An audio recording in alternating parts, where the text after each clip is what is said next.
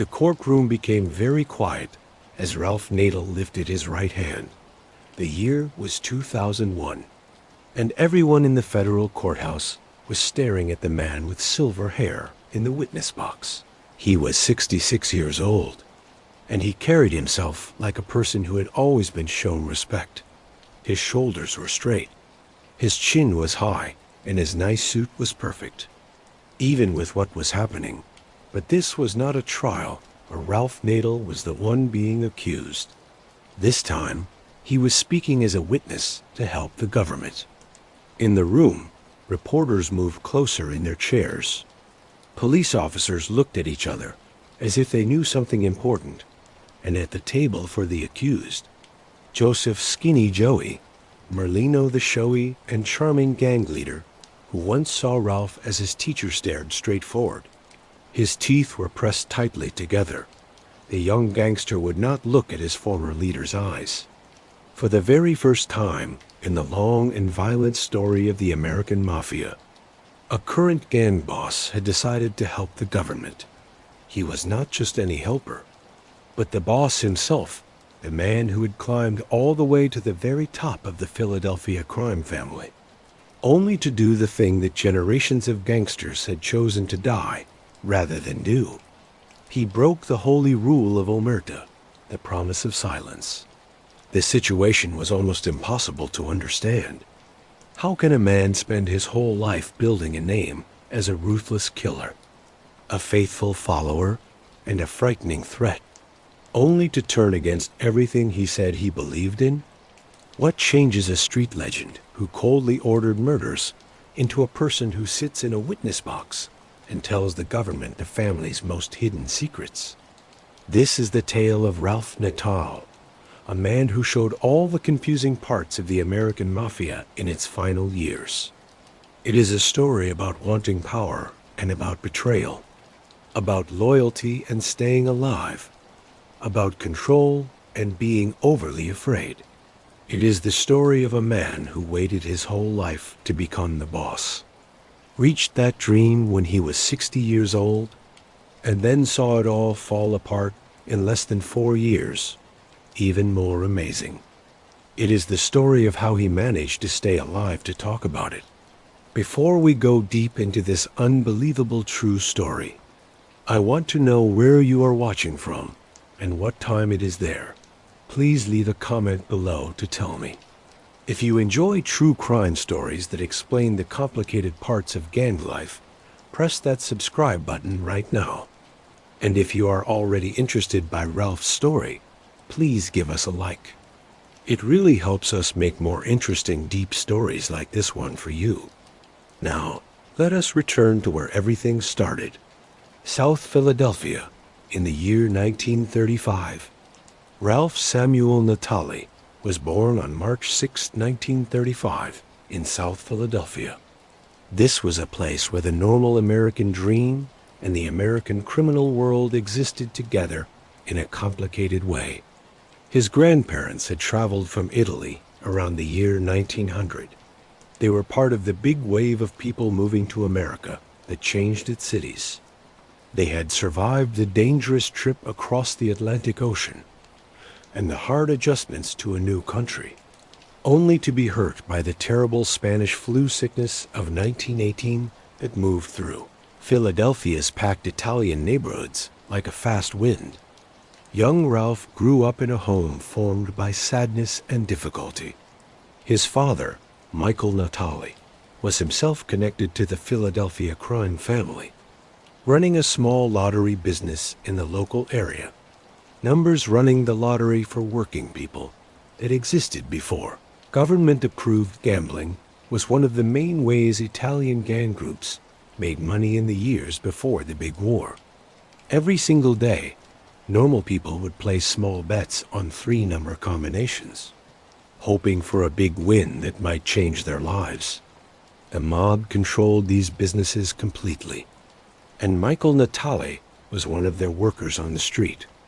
But if young Ralph thought his father's link to the mob would mean a life of easy living, he quickly learned that was not true. Michael Natale was a very strict parent. A man who believed the only way to raise a son was through fear and hitting.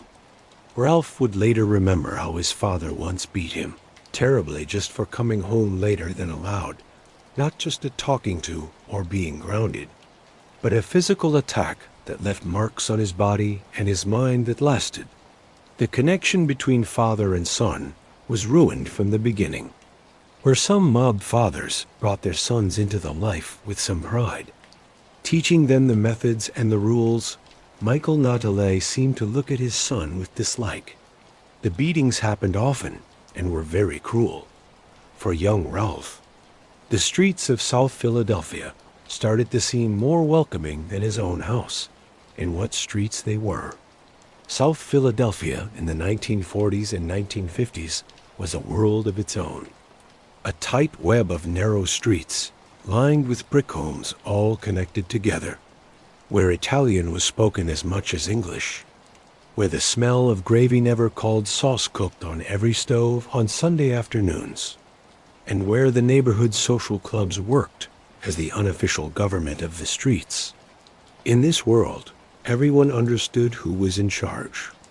The Philadelphia crime family, under the control of men like Joe Ida and later Angelo Bruno, controlled the neighborhood with a mix of fear and father-like protection. They solved arguments, gave loans when banks would not, and offered jobs both legal and illegal to young men who might have had no other chances. They also enforced a set of rules that made South Philadelphia one of the safest areas in the city, even while it held some of Philadelphia's most dangerous lawbreakers. For a young man like Ralph Natale, growing up in this place meant being very aware of the order of power. You learned early who to show respect to, who to be scared of, and who to stay away from. You learned that certain men were given respect just by walking into a room. You learned that loyalty was rewarded and betrayal was punished quickly, and often with death. Ralph went to local schools, but his real learning was happening outside on the streets. He was a smart kid, fast with numbers and even faster to learn the unspoken rules that controlled his world. He was also strong and scary-looking, even as a teenager, tall, with a powerful build, and a natural athletic ability that would help him in the violent world he was joining. As Ralph got to his late teenage years and early 20s, he began to spend time at the social clubs in corner spots where the neighborhood's connected guys gathered. This was the 1950s, a great time for the American Mafia, when gang families controlled whole industries, paid off government workers at every level, and acted with a freedom from punishment that seems almost impossible to think of today. Ralph's start into mob life was helped by his teacher, Felix Skinny Razor DiTullio, a feared killer in the Philadelphia group. DiTullio saw something in the young Natale, a mix of intelligence, physical ability, and most importantly, the readiness to do whatever was needed. In the mob, that readiness was everything. There were plenty of guys who could talk tough, who could dress the part and hang around the social clubs. But when it was time to actually pull a trigger, to beat someone very badly, or to set a fire for money, that was when you told the real thing from the pretend ones. DiTullio's nickname was telling. In mob life, nicknames were given based on some clear feature, and Skinny Razor suggested a man who was thin, sharp, and could cause death. Under his teaching, Ralph learned the basics of mob work, how to scare someone without leaving proof, how to read people to see if they could be trusted, how to separate violence from normal daily life. But Ralph's real big chance came through his link with Angelo Bruno, the man who would become the most important person in his life, at least until their friendship ended in sadness many years later. Angelo Bruno became the boss of the Philadelphia crime family in 1959, and his time in charge would last 21 years, a very long time in the violent, fearful world of Cosa Nostra. Bruno was called the docile Don or the gentle Don, nicknames that showed his liking for talking things over instead of violence, for making money instead of making news. While other mob bosses fought bloody wars that filled graveyards and newspaper front pages, Bruno kept a fairly quiet profile, building a fortune through normal mob crimes, gambling, loan sharking, controlling unions, and later, when Atlantic City made casino gambling legal in the 1970s, taking money from the casinos. Bruno liked the young Ralph Natale. He valued Ralph's intelligence and his skill at handling situations with a certain carefulness. But he also valued Ralph's ability for violence when it was needed. Bruno had a special nickname for Natale. He called him the Chinaman, maybe because of Ralph's somewhat unusual looks and his skill to move quietly and hit without warning. Like a fighter from a kung fu movie, under Bruno's support, Ralph's star rose fast in the organization. He became an enforcer, the kind of man Bruno would call when someone needed to be reminded of what they owed or when a problem needed to be solved forever. Ralph showed a cold, practical view about violence. He did not seem to like it the way some mobsters did, taking mean pleasure in causing pain. For him, it was just business. If someone needed to be killed, you killed them. If they needed to be beaten, you beat them. There was no feeling involved, just a job that needed doing. While many people think of the mob with drugs and illegal women, the real money, a steady, reliable income that kept the group going, came from controlling labor unions. By controlling labor unions, the mob could force money from businesses, take money from union retirement funds, demand secret payments from builders, and make sure good deals went to companies linked to the mob. Ralph Natale became very involved in union crimes during the 1960s and 1970s, especially with the Teamsters Union and, most importantly, with the Bartenders Union. Local 170. Bruno put Ralph as the president of Local 170, a job that gave him huge power. Every bar, restaurant, and hotel in Philadelphia that served alcohol needed bartenders, and those bartenders needed to be union members. This meant Ralph controlled who got jobs and who did not. It also meant businesses had to pay fees to the union fees that Ralph and the mob took from. But the job also gave Ralph something more valuable: connections to honest business people and politicians. A union president, even a corrupt one put there by the mob, had to deal with the straight world. He sat in meetings with business owners and city leaders. He discussed contracts. He looked, at least on the surface, like a real labor leader fighting for workers' rights. This double life, part mobster, part labor leader, was typical of the mob's move into American unions. The Teamsters Union, under the famous leadership of Jimmy Hoffa and those after him, was maybe the most mob-connected union in America. Hoffa himself had close ties to gang figures across the country, including the Philadelphia family. Ralph Natale's link to Hoffa would later become one of his favorite stories to tell. And like many of Ralph's stories, it has parts that are true mixed with making himself seem bigger. According to Ralph, he had direct contact with Hoffa and even worked as a driver and bodyguard for the powerful Teamsters boss. Pictures from that time seem to support at least part of this claim, showing Hoffa with Ralph and Ralph's own driver, Frank Sinden.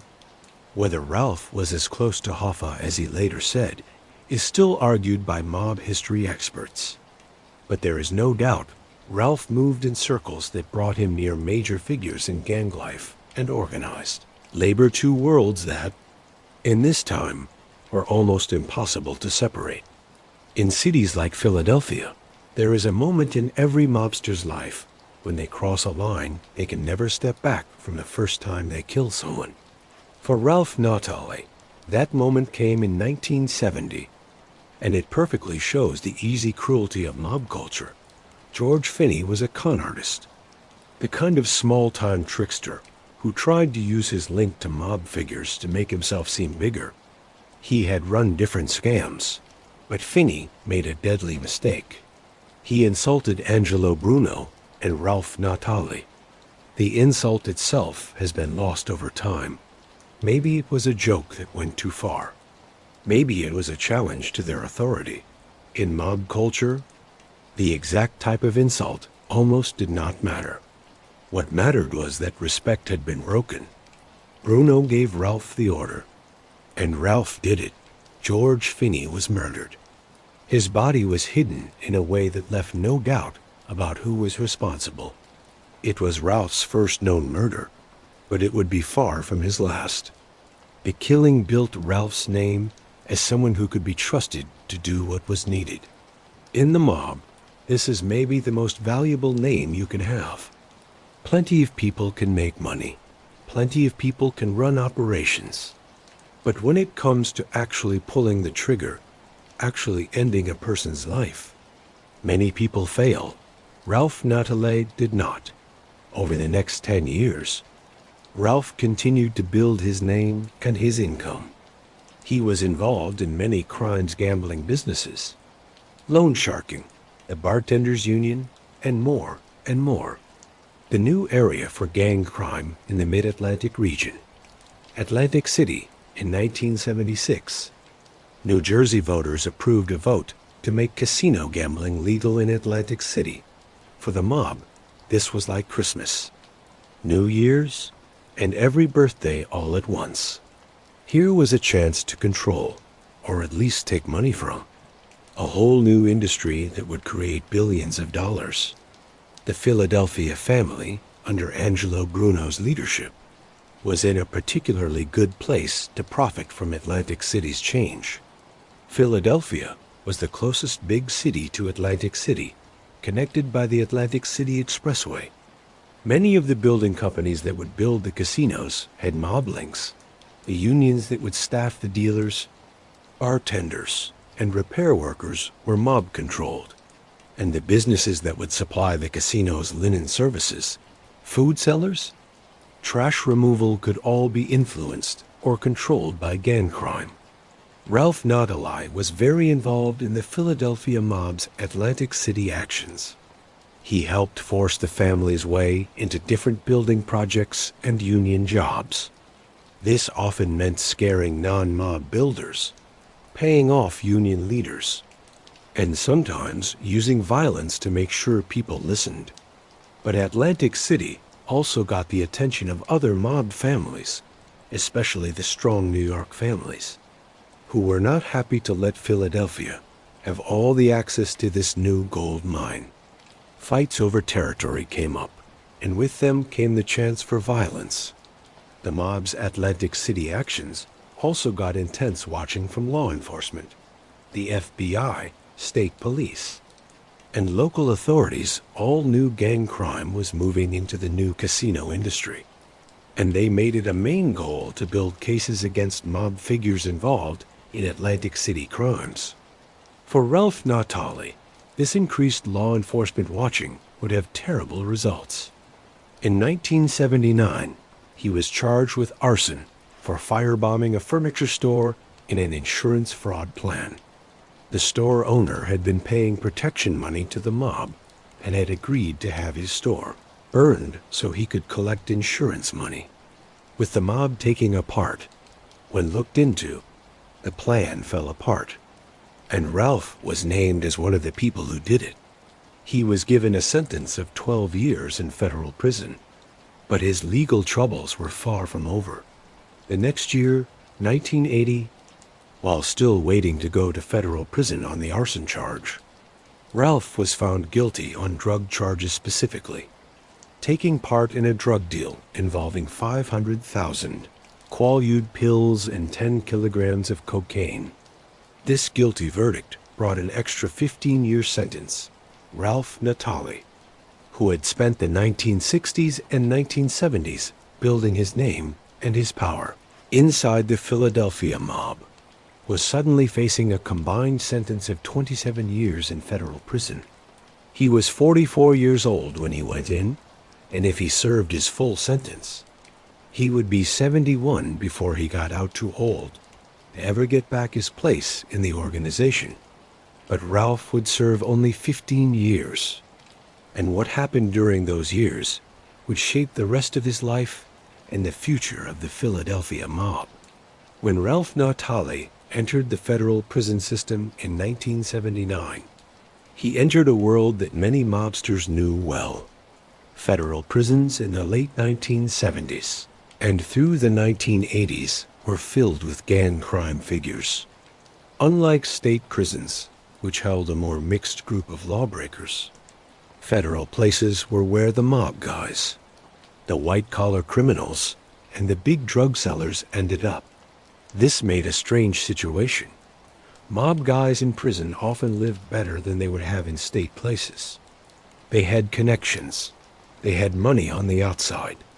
They could buy favors on the inside, and they had the respect of other prisoners. Ralph Natale was no different. Even though he was a prisoner, he carried himself like a boss, a man who commanded respect through his name and his connections. Ralph was first sent to FCI Lewisburg in Pennsylvania, one of the federal system's oldest and most famous prisons. Built in 1932, Lewisburg had held some of America's most well-known criminals, from Al Capone to Jimmy Hoffa to John Gotti, for mob guys. It was almost a sign of honor to do time at Lewisburg. But prison, even federal prison, was still prison. Ralph was separated from his wife, Lucy, and his 5 children, Rebecca, Michael, Francis, Carmen, and Vanessa. His marriage had survived his violent job and his long times away. But this would be a test of a different size. 15 years is a long time, especially in the lives of children who would grow into adults without their father there. Ralph used his time inside in a useful way, or at least as useful as one can in prison. He read a lot, keeping up with news and with what was happening in Philadelphia. He exercised regularly, keeping the physical fitness that had always been part of who he was. And most importantly, he kept his connections to the organization on the outside. In mob culture, taking care of imprisoned members' families is not just normal. It is required when a soldier goes away on a charge related to mob business. The group is expected to give money help to his wife and children.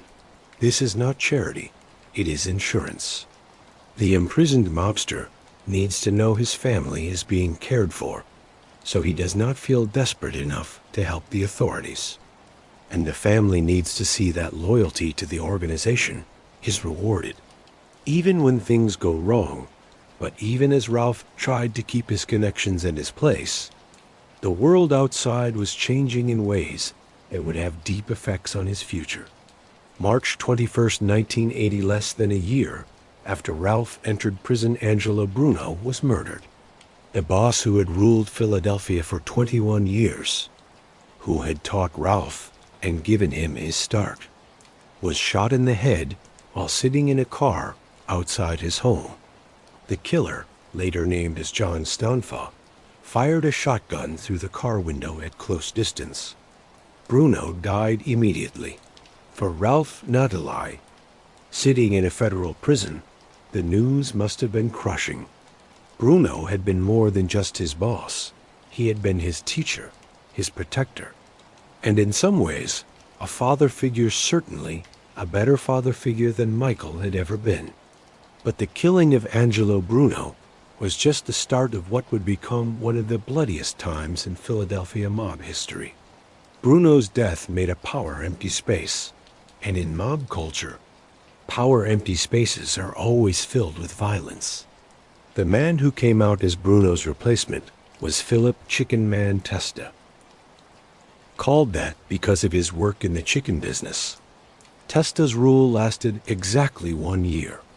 On March 15, 1981, a bomb placed under his porch exploded as he was entering his home, killing him right away. The hit was thought to have been ordered by rivals inside the family who saw Testa as too close to Bruno's old group. Testa's murder was followed by a time of chaos. Nicodemo Little Nicky Scarfo, who had been a fairly low-level soldier before Bruno's death, fought his way to the top through a mix of violence, friendships with other mob families, and pure cruelty. Scarfo's rule, which lasted from 1981 to 1991, would be remembered as one of the most violent in Philadelphia mob history, where Bruno had been calculating and careful, preferring to make money rather than news. Scarfo was fearful, violent, and unpredictable. He saw enemies everywhere and answered with murderous anger during his 10-year rule. More than 30 mobsters and helpers were murdered in internal Philadelphia mob fights. The city's Italian neighborhoods became war areas, with shootings in the middle of the day, bombings, and bodies found in car trunks and shallow graves. For Ralph Natale, watching all of this from prison, the situation must have been painful. The organization he had given his life to was tearing itself apart. Men he had known and worked with were being murdered. The stable, profitable business that Bruno had built was falling into chaos and bloodshed.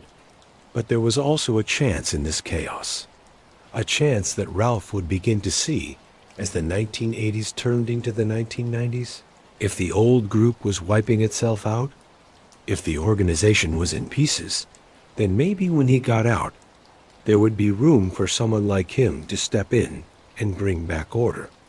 Nicky Scarfo's rule of terror had several lasting effects on the Philadelphia mob, all of them bad. First, the constant violence got intense law enforcement attention. The FBI and state police made the Philadelphia mob a top goal, putting huge effort into building RICO cases against Scarfo and his helpers. Second, the violence and fear destroyed the bonds of trust that are needed for any criminal organization to work. Scarfo was known to order the murder of longtime helpers for the weakest of reasons: a seen slight, a suspicious comment, or just because he believed they might be helping the authorities. This made a culture of fear where nobody felt safe, where today's trusted helper might be tomorrow's murder victim. Third, and maybe most important, Scarfo's actions directly helped break Omerta, the mob's most holy code. Several of Scarfo's helpers, facing life in prison and knowing Scarfo might order them killed even if they stayed loyal, chose to help the authorities, most notably Philip Crazy Phil Linetti, Scarfo's own nephew and underboss, became a government witness in 1989, giving crushing talk that would help convict Scarfo and take apart much of the organization. By 1987, Scarfo and most of his top helpers had been charged with RICO crimes. The trial showed helping witnesses, recorded conversations, and lots of physical proof. In 1988, Scarfo was found guilty and given a sentence of 55 years in federal prison, effectively a life sentence for a man in his 50s. But the violence did not end with Scarfo's imprisonment. The power fight for control of the beaten Philadelphia family continued. And this is where our story takes an important turn, because it is in this situation that Ralph Natale would meet the man who would become both his greatest friend and his final betrayer, Joseph Skinny Joey Merlino. In 1990, Ralph Natale had been in federal prison for 11 years. He was 55 years old, a time when many men think about retiring. But Ralph was thinking about revenge, about chance, and about getting back the place he felt he had been denied by fate and situation. It was in 1990, at FCI McKean in Pennsylvania, that Ralph met Joey Merlino. The meeting was in many ways a perfect coming together of wanting power and opportunity. Joey Merlino, just 28 years old, was serving a short sentence for his part in an armored car robbery. He came from mob royalty. His father, Salvatore Chucky Merlino, had been the underboss of the Philadelphia family under Scarfo. Joey had grown up in the life surrounded by mobsters, learning the culture and the codes from childhood. But Joey was also something different from the mobsters of his father's time. He was showy where they had been quiet. He looked for media attention where they had avoided it. He saw himself as a celebrity, a personality, almost a brand. In later years, the press would call him the John Gotti of Passyunk Avenue, comparing him to New York's famous Dapper Don, who had turned being a mob boss into a kind of performance art. When Ralph and Joey met in prison, they saw in each other a chance.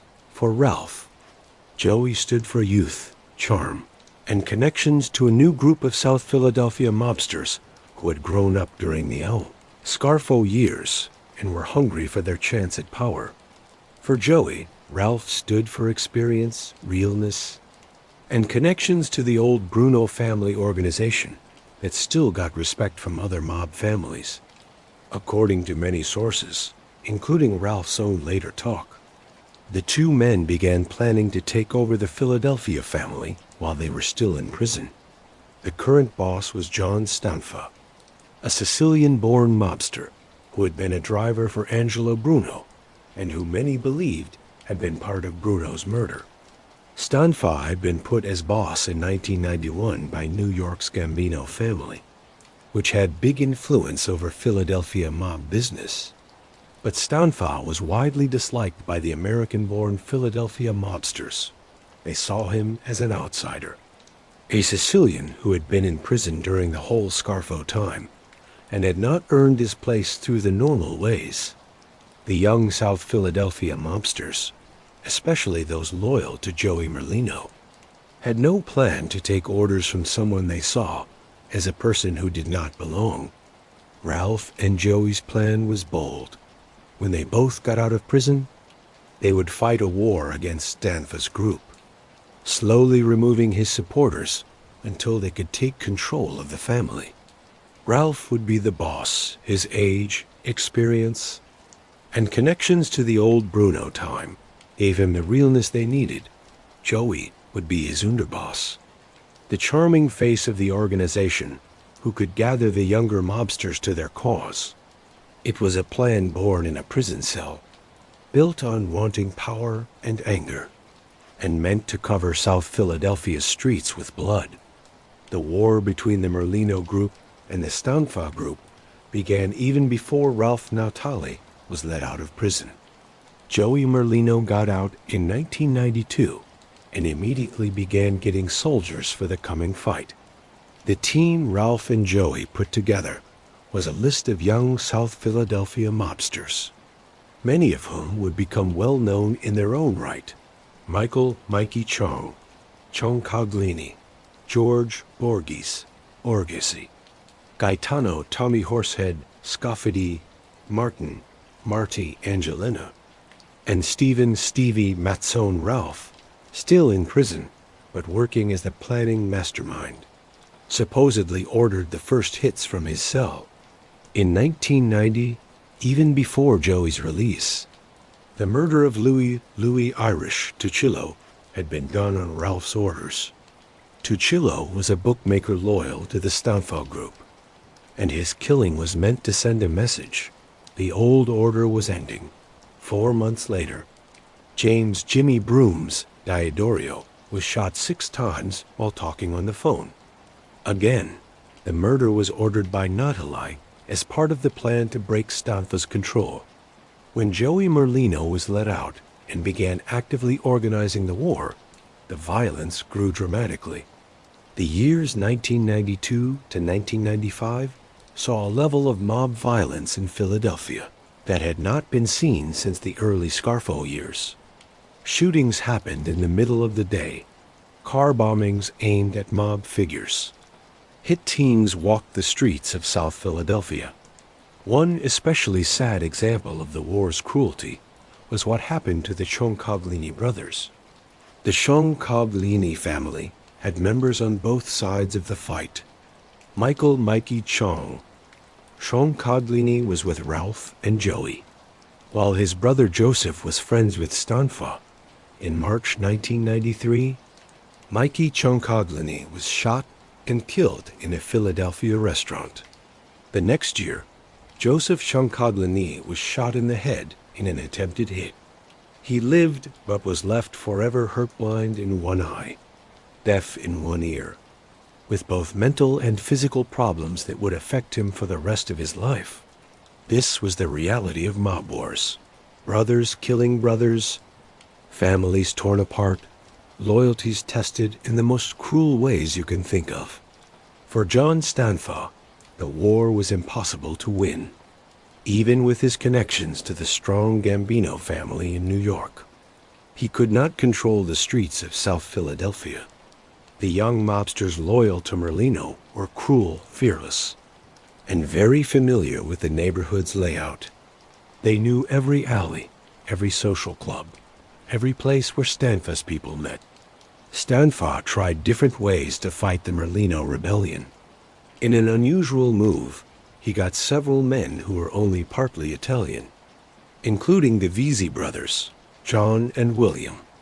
According to the Pennsylvania Crime Commission, Stanfa brought in people like the Visi brothers, who had no background in the mob, but who were willing to break legs and pull a trigger. But these desperate steps only put off what had to happen. In March 1994, Stanfa and many members of his organization were arrested on RICO charges.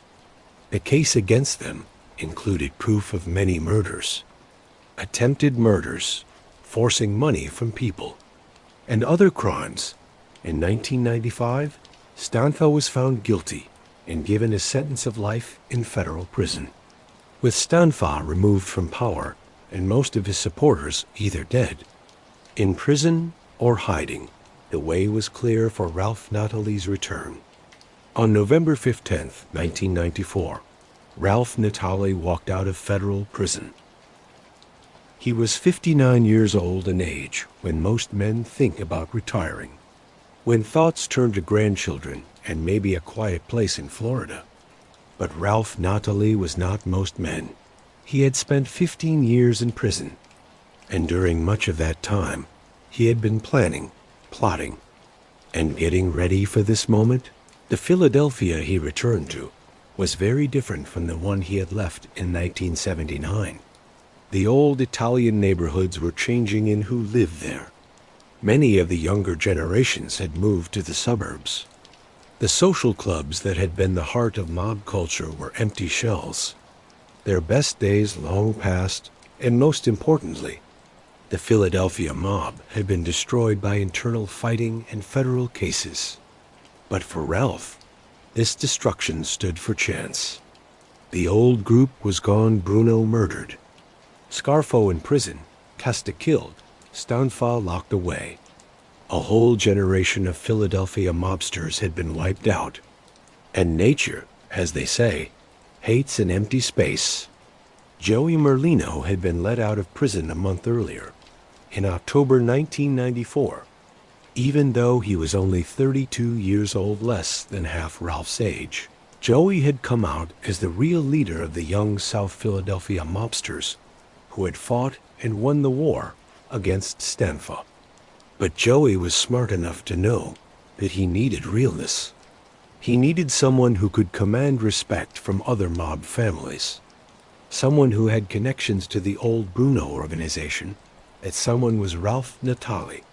In late 1994, or early 1995, the exact date is still argued, Ralph Natale was formally put as the boss of the Philadelphia crime family, with Joey Merlino as his underboss. The ceremony, according to Ralph's later accounts, happened with him being made by Joey a normal mafia start ceremony, where a member is formally brought into the organization. However, Ralph would later claim that he had actually been made years earlier in a secret ceremony done by Angelo Bruno and Carlo Gambino, the famous boss of New York's Gambino crime family.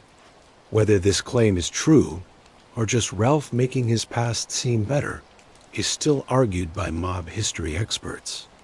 What is not argued is that Ralph Natale became the official boss of the Philadelphia family in 1995, making him, at nearly 60 years old, one of the oldest men ever to first take control of a big American mob family. On paper, the arrangement was clear. Ralph was the boss, Joey was the underboss, and together they would rebuild the Philadelphia family from the broken pieces of the Scarfo and Stanfa times. But the reality was far more complicated from the beginning. There were questions about who actually controlled the organization. Ralph had the title, the experience, and the connections to older mobsters and other families, but Joey had the crew, the young, loyal soldiers who had fought the war against Stanfa and who saw Joey as their leader. Joey also had something Ralph did not: charm and media skill. Joey Merlino became a celebrity in Philadelphia, a mobster who seemed to enjoy the attention instead of avoiding it. He would dress in expensive suits and eat at popular restaurants, always surrounded by a group of young mobsters. When photographers showed up, Joey would smile and wave, treating the media attention like he was a Hollywood star instead of a mob boss.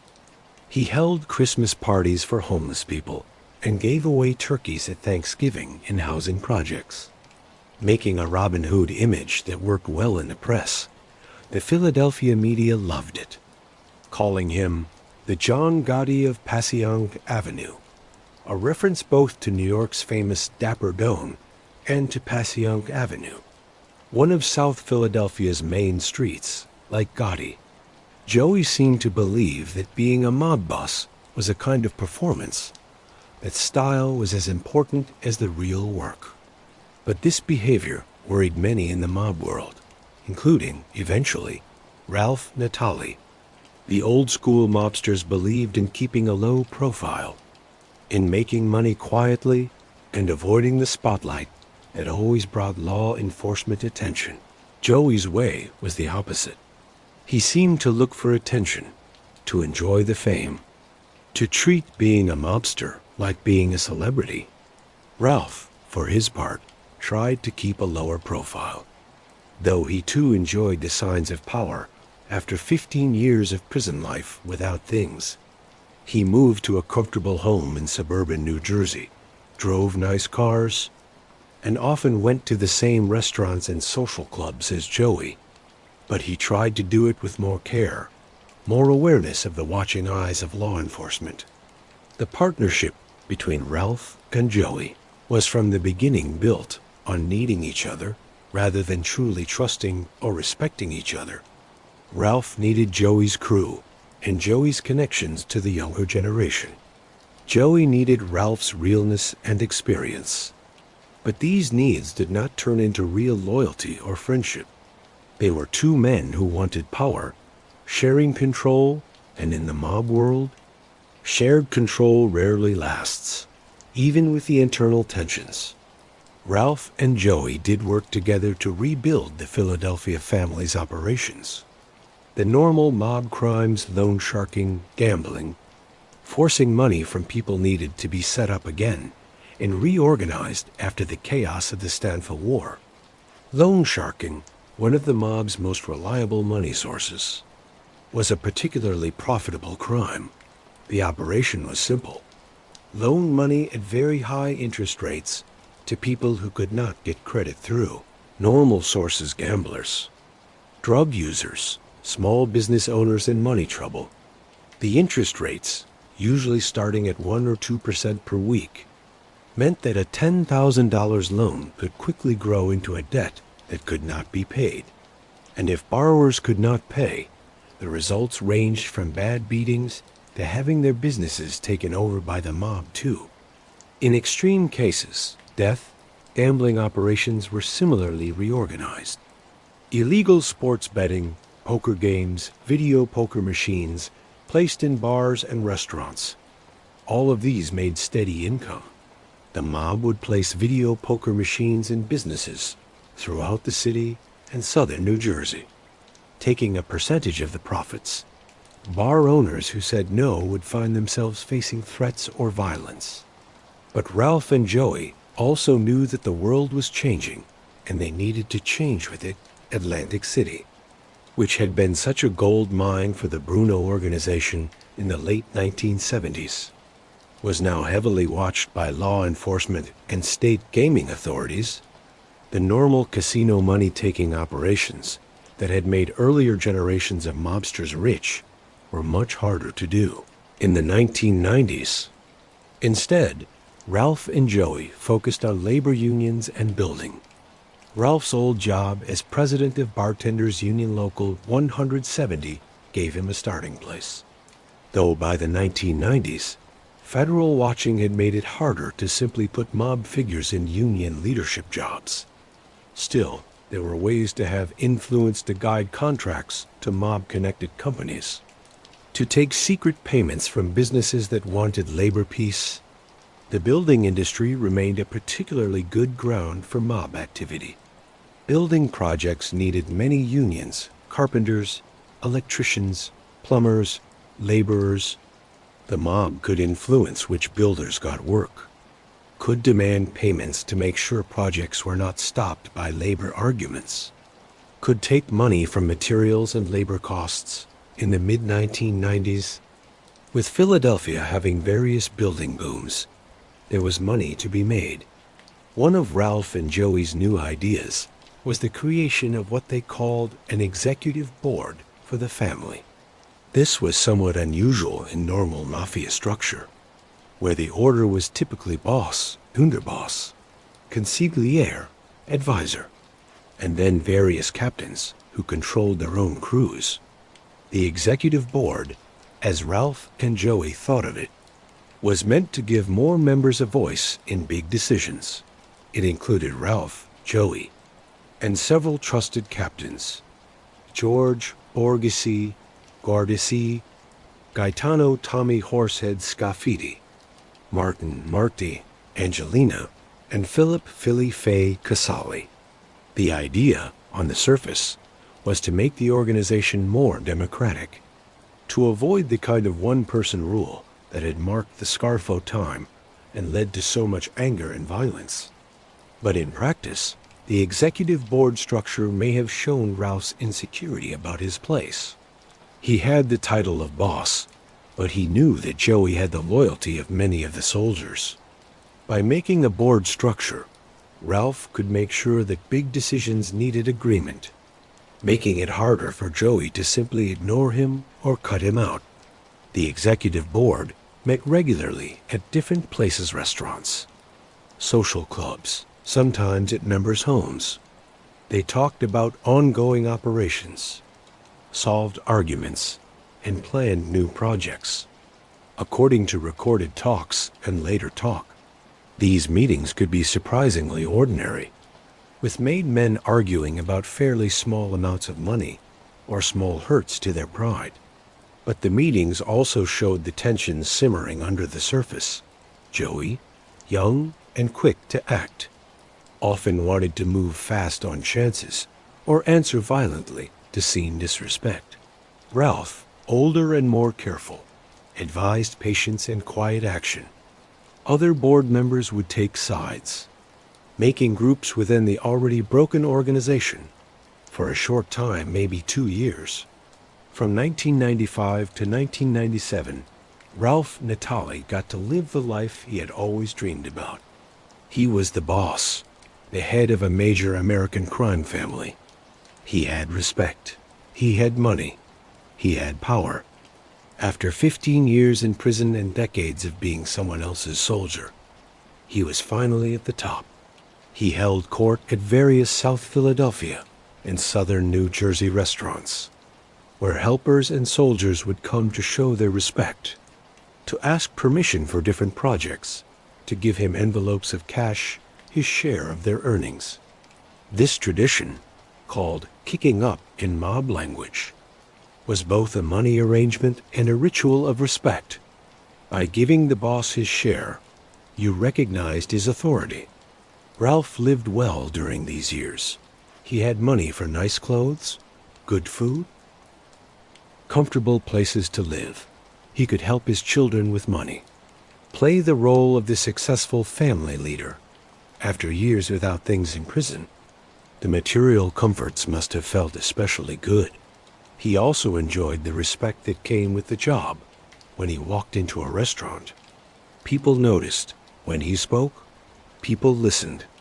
For a man who had grown up poor, who had been beaten by his father, who had spent the better part of his middle age in a prison cell, this recognition must have been like a drug.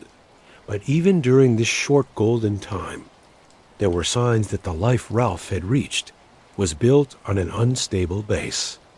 The tensions with Joey were growing. The FBI was watching closely.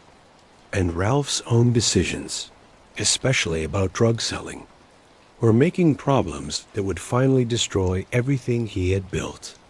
One of Angelo Bruno's most important rules had been, no drug dealing. Bruno, like many old-school mob bosses, believed that drug selling brought too much law enforcement attention and carried too serious punishments.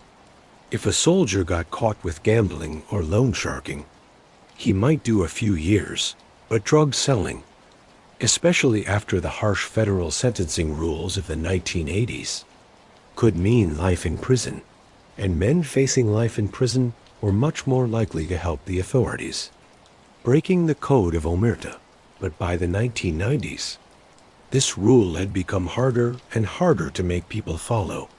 Drug dealing was simply too profitable, and many younger mobsters had grown up in a time when drug money was everywhere. They saw drug sellers driving expensive cars and living rich lifestyles, and they wanted the same. Ralph Natale, even with his old-school background, became deeply involved in drug selling during his time as boss. This involvement would finally be his downfall. But at the time, he explained it as a needed source of income for the organization. The drugs Ralph dealt in ranged from marijuana to cocaine to methamphetamine. The operations were sometimes run through mob helpers, giving a layer of separation from direct involvement. But Ralph was clearly giving his okay and getting his share of the profits. One especially important drug operation involved a methamphetamine selling ring that Ralph helped organize. Methamphetamine, a strongly addictive stimulant, was becoming more and more popular in the 1990s. Especially in working-class areas, the profit differences were huge. A drug could be made fairly cheaply and sold for many times the making cost. But drug selling also meant dealing with a different class of criminal, not the normal mob guys who understood the codes and the culture, but street-level sellers, users, and others who had no loyalty to the organization and who were much more likely to help the authorities when arrested. Ralph's involvement in drug selling also created friction with Joey and other members of the organization. Some of the younger members saw it as not honest Ralph talking about old-school values while breaking one of the most basic old-school rules. Others worried about the law enforcement attention it would bring. Their worries were well-founded. The FBI, the D, and state law enforcement groups were all building cases against the Natale Merlino organization. And drug selling would be one of the main charges in the accusations that were coming. By 1997, the cracks in Ralph and Joey's partnership were becoming impossible to hide. The two men disagreed on plan, on methods, on how money should be shared. Joey was spending a lot, living a high-profile lifestyle that Ralph felt was careless. Ralph, meanwhile, was making decisions without talking to Joey, using his authority as boss in ways that Joey found insulting. The executive board meetings became more and more full of argument. According to later talk and recorded talks, arguments would break out over fairly small issues. Who had disrespected whom? Who had not kicked up their full share? Who was making moves without permission? There were also location tensions. Ralph was living in New Jersey. while Joey and most of his crew were in South Philadelphia. This physical separation meant Ralph was more and more out of the loop on day-to-day operations. Joey was the one actually running things on the street. The title of boss was Ralph's, but the practical power was more and more Joey's. Other mob families were watching the Philadelphia situation with worry. The New York families, especially the Genovese family, which had long had influence over Philadelphia, knew about the tensions.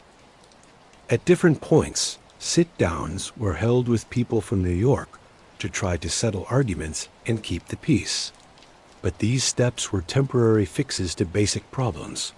Perhaps most worryingly, the FBI's watching of the organization was becoming more advanced and more aggressive. Recorded talks caught conversations between Ralph, Joey, and other members talking about criminal activities. People giving information inside the organization were feeding facts to law enforcement. Physical watching teams followed the mobsters' movements, writing down meetings and recording license plate numbers. Ralph later claimed that he knew, or at least suspected, that Joey was working with the FBI, a claim that Joey has strongly denied and that most mob history experts think is unlikely. More probable is that Ralph, like many mob bosses before him, was becoming overly fearful, seeing betrayal everywhere and trusting no one. The golden time, the short period when Ralph Natale had everything he had ever wanted, was coming to an end. The question was, how would it end? Would it be like the Scarfo time, with a bloody internal war? Would it be like Bruno, with a sudden violent death? Or would it be something completely different, something never seen before in the history of La Cosa Nostra? In any criminal organization, money is the final source of tension. The mob is not held together by belief or loyalty alone. It is held together by profit. And when the money stops flowing right, when people feel they are not getting their fair share, that is when organizations break. By 1997 and 1998, money tensions were becoming critical in the Philadelphia family.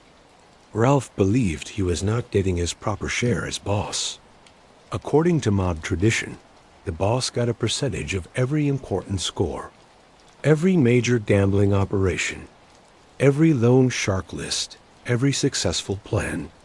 But Ralph felt that Joey and his crew were holding back, keeping more than their share, and giving Ralph less than he should get. Joey, for his part, had different complaints. He believed Ralph was living too well for someone who was not doing the day-to-day work. Ralph was living in a comfortable home in New Jersey, holding court at restaurants, playing the role of boss. But Joey and his guys were the ones on the street, the ones taking the risks, the ones doing the actual work of forcing money, scaring and collecting. Why should Ralph get a full boss's share when Joey's crew was doing most of the earning? These money arguments led to heated fights.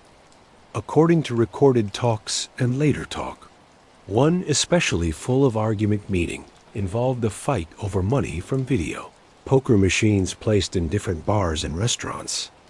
Ralph felt he should get a certain percentage as boss, but when the money was counted, it was much less than he expected. He suspected, probably correctly, that the numbers had been changed to reduce his share. The drug operations added another layer of difficulty to the money arrangements. Drug money flows differently than normal mob crimes, with gambling or loan sharking. There is a clear structure. The money comes in, it gets counted.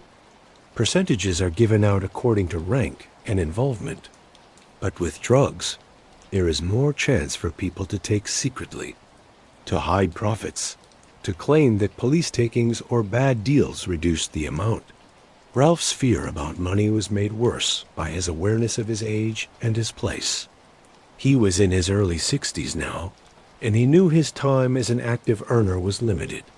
He needed to make as much money as possible while he still could, to set himself up for a comfortable later life. But he also knew that Joey, 30 years younger, had time on his side and little reason to be generous to an aging boss who was more and more seen as out of touch. The situation Ralph found himself in had strange similarities to what had happened in New York's Gambino crime family just over 10 years earlier. Paul Castellano, who had become boss of the Gambinos in 1976, was an old-school mobster who preferred to handle the mob's business interests, building, unions, honest businesses rather than the street-level activities that had normally been the mob's main work. Castellano lived in a big house on Staten Island, a place so showy it was called the White House. He held meetings there rather than in the social clubs and poor offices where normal mob business was done. And he was, by the standards of mob bosses, older and less physically scary than many of his soldiers. One of Castellano's captains was John Gotti, a charming, violent, and ambitious man who felt Castellano was out of touch with the streets and not generous enough with the earnings. Gotti, like Joey Molino after him, commanded strong loyalty from his crew. And like Joey, he was showy, media-skilled, and willing to break with mob tradition when it helped him. In December 1985, Paul Castellano was murdered outside Sparks Steakhouse in Manhattan, shot to death in a carefully planned hit allowed by John Gotti. Gotti then took over as boss of the Gambino family, becoming for a time the most famous mobster in America, Ralph Natale. Watching Joey Merlino's growing independence and popularity must have thought about Castellano's fate. The similarities were uncomfortably clear. An older boss living away from the action, a younger underboss with a loyal crew. Fights over money and respect in the mob. History does not always repeat itself, but it often sounds similar. Ralph later claimed that he suspected Joey was planning to have him killed. Whether this suspicion was based on real information or fearful imagination is unclear. Joey has always said he never meant to hurt Ralph, that whatever their disagreements, they were partners, but in the mob world, trust is a luxury few can have. And Ralph Natale had spent too many years in that world to trust anyone completely. While Ralph and Joey were filled with their internal power fight, the FBI was patiently building a case that would destroy them both. The investigation, known as Operation Sharkbait, involved many federal and state law enforcement groups and used every tool in the modern law enforcement box. Recorded talks, physical watching, secret people giving information, and money analysis. The recorded talks were especially damaging.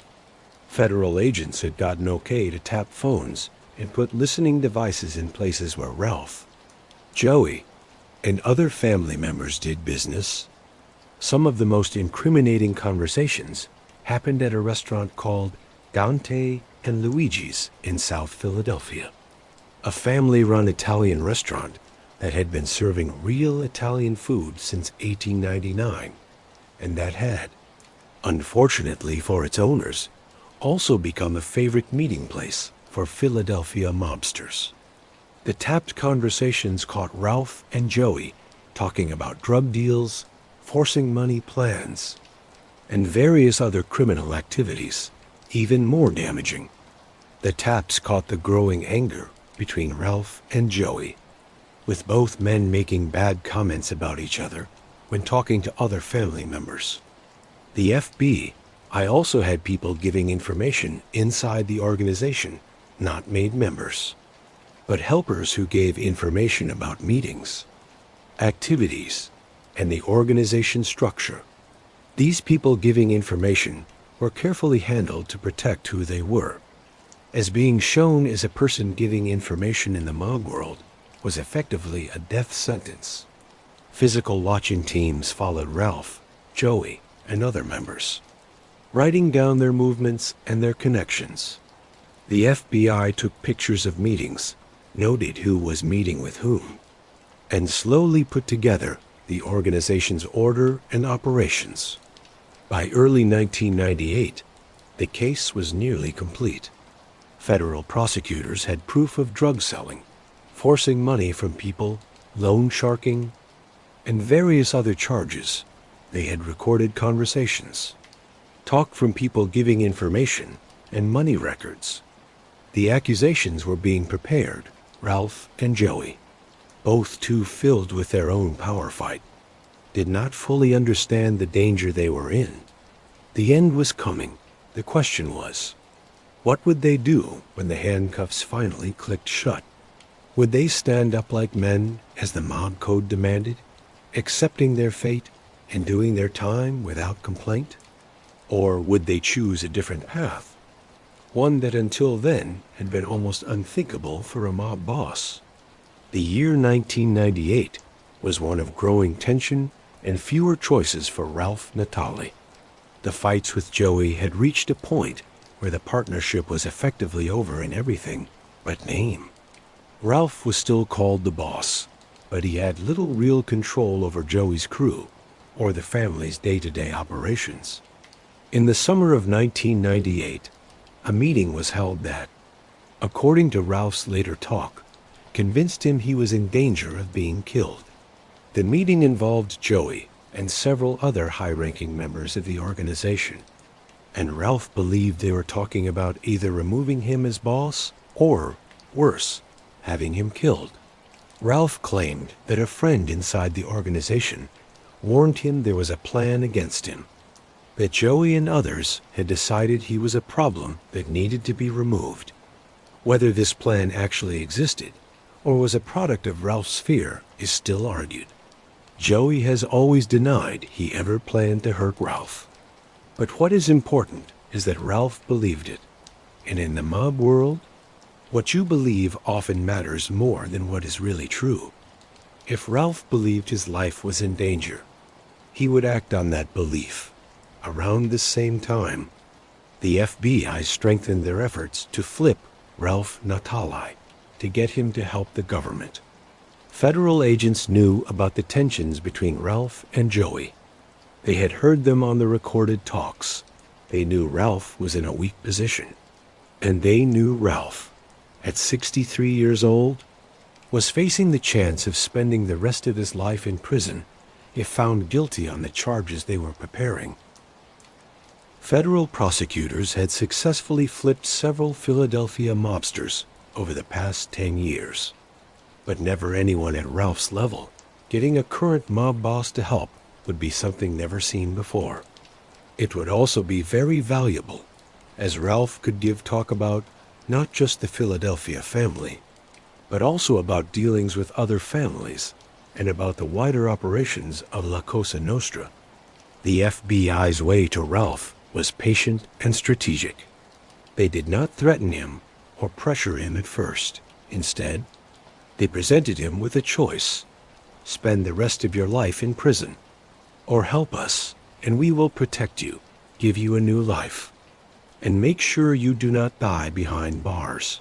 For a man who had already spent 15 years in federal prison, the thought of going back this time until death must have been too much to bear. But there was also the question of staying alive outside of prison. If Ralph truly believed Joey was planning to have him killed, then helping might be his only path to staying alive. The FBI could offer something Joey could not: witness protection, a new identity, a chance to disappear from the mob world completely. On November 19th, 1998, Ralph Natale's world fell apart. Federal agents arrested him at his home in New Jersey on charges of drug selling, forcing money from people, and racketeering. The accusation was crushing, describing years of criminal activity and carrying possible sentences that could add up to life in prison. But Ralph was not the only one arrested that day. The FBI had organized same-time arrests of many members and helpers of the Philadelphia family, including Joey Merlino, George Borghese, and others. The Operation Sharkbait investigation had ended in a huge takedown and to cut off the head of the organization. For the media, the arrests were a big event. Skinny Joey Merlino, the good-looking young mob boss, being led away in handcuffs made for perfect television.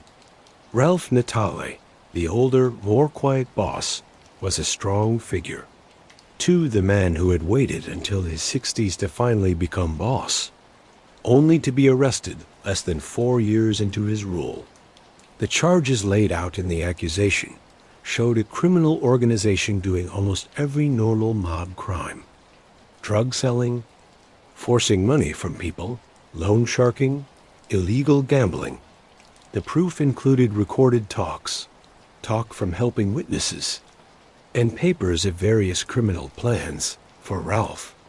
Sitting in a holding cell after his arrest, the situation must have felt unbearably familiar. He had been here before in 1979, facing serious federal charges and a long prison sentence. But this time was different in important ways. This time he was 63 years old, not 44. This time he was facing even more serious charges, with even longer possible sentences. And this time he had choices he had not had, or at least had not seriously thought about, in 1979. The FBI agents who talked to Ralph after his arrest made their offer. They laid out the proof against him, making it clear a guilty verdict was very likely. They explained what his life would be like. Decades in federal prison, probably in special separation for his own protection, with no real hope of ever being let out alive. They showed a dark but correct picture of his future if he chose to fight the charges. Then they presented the other choice: help. If Ralph agreed to talk against Joey and others, if he gave information about the Philadelphia family's operations and his dealings with other mob families, the government would help him.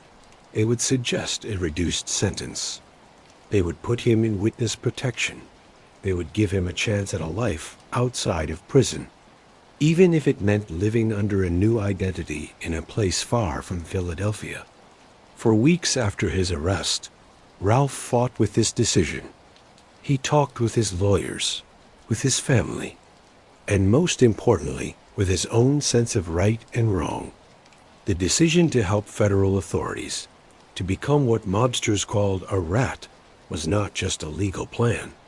It was a moral choice that would shape the rest of his life and how people remembered him. Everything Ralph had been taught, everything he had believed about mob culture, said that help was the worst sin.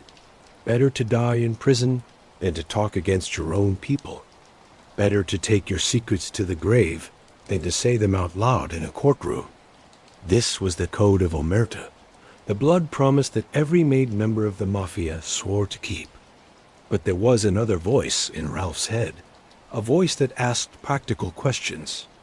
Why should he rot in prison to protect Joey Merlino?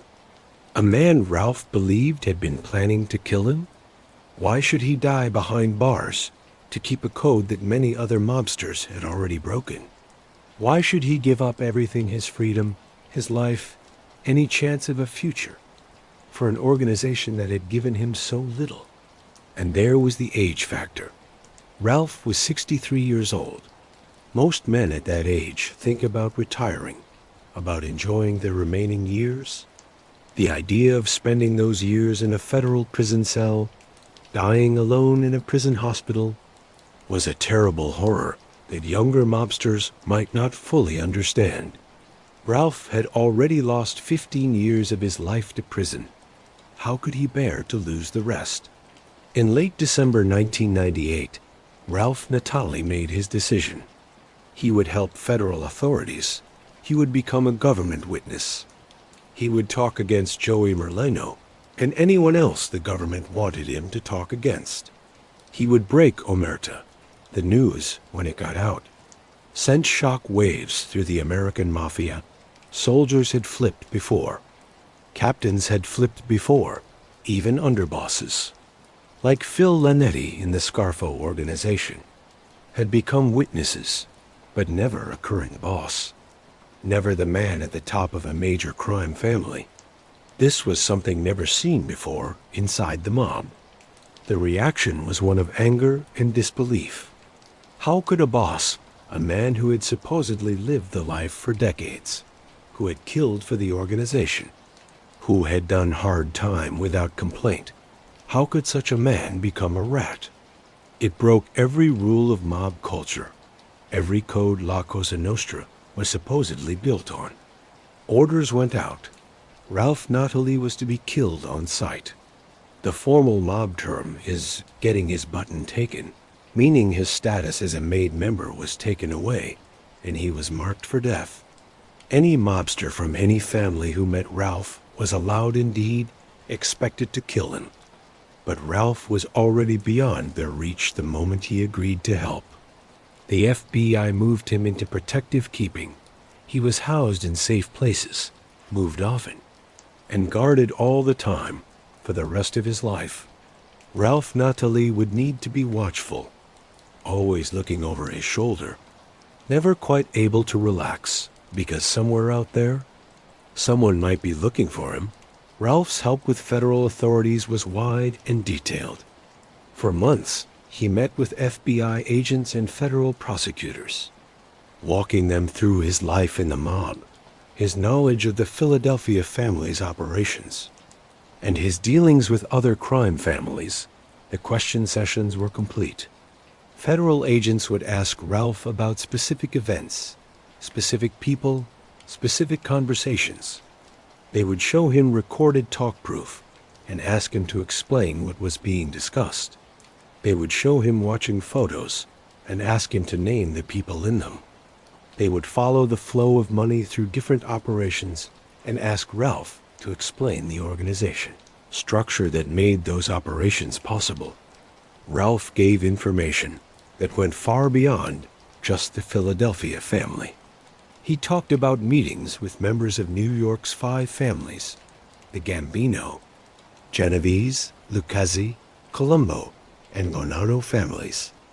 He discussed how Atlantic City had been divided up among different families, how the Philadelphia family's relationship with New York worked, and how various mob bosses interacted with each other. He gave details about murders he had done or ordered. He explained the drug-selling operations in detail, where the drugs came from, how they were given out, who the key players were, how the money was cleaned. He described the forcing money plans, explaining how businesses were targeted, how protection money was collected, what happened to those who refused to pay. Perhaps most importantly, Ralph gave an insider's view of how the modern mafia actually worked. Earlier helping witnesses had been soldiers or captain's men who understood their particular piece of the organization, but did not necessarily see the big picture. Ralph, as boss, could explain how decisions were made at the highest levels, how arguments between families were solved, how the various criminal businesses fit together into a larger business model. The information Ralph gave was not just useful for taking members of the Philadelphia family to court. It was valuable information that helped the FBI understand La Cosa Nostra as an institution. It helped prosecutors across the country build RICO cases against other families.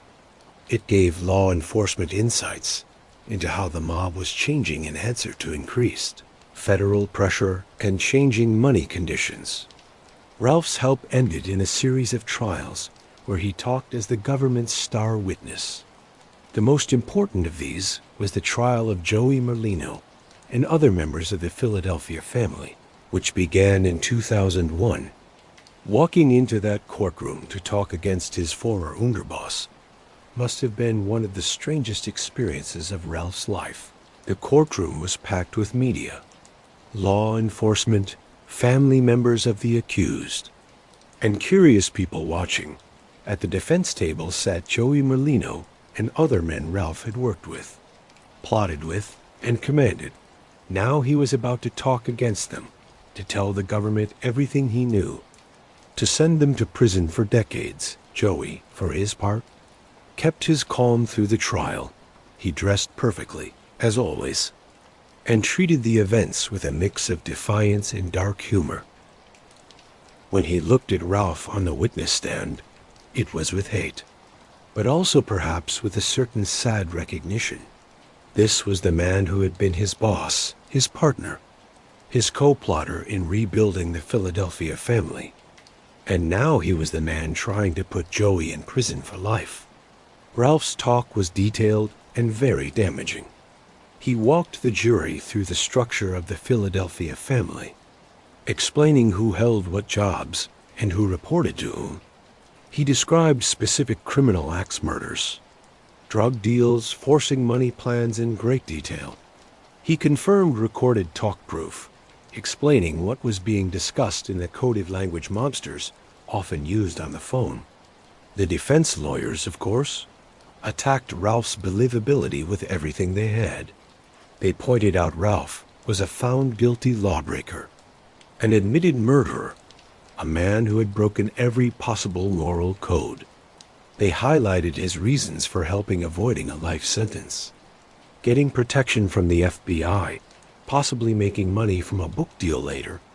They suggested Ralph was making his own importance bigger and making up or adding to stories to make himself seem more valuable to prosecutors. They also pointed out the inconsistencies in Ralph's various statements. Over months of questions, Ralph had told his story many times, and the details did not always match perfectly. Dates would be slightly different. Names might change. The order of events might move.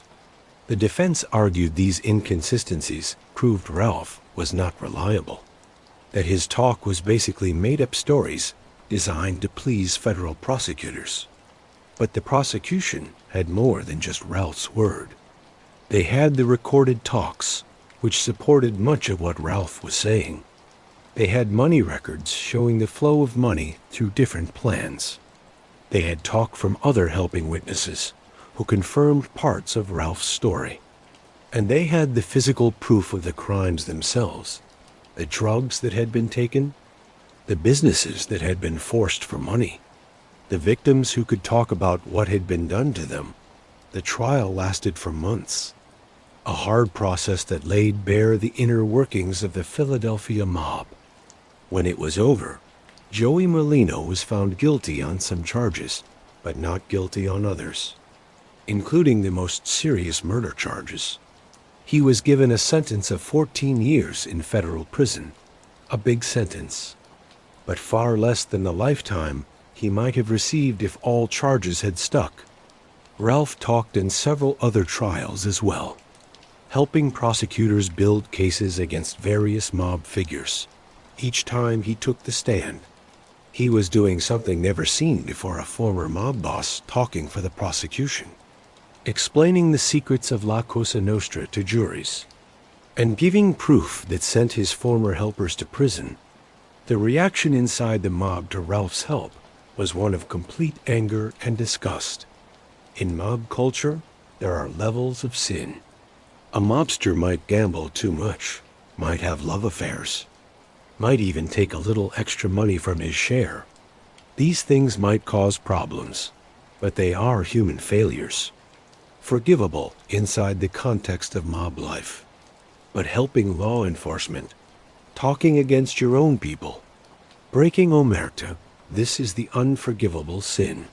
It is a break of the most holy code, the promise every made member swears to keep with their life.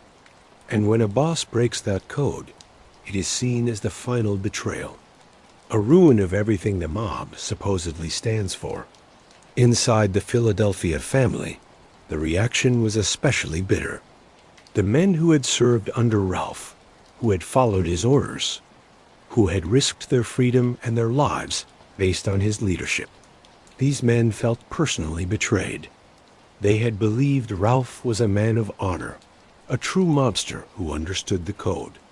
To discover he was willing to talk, to become a rat, was to realize everything they had believed about him was a lie.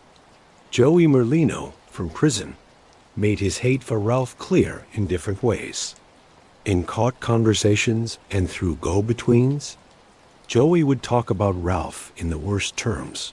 He painted Ralph as a coward, a fake, a man who had pretended to be something he was not.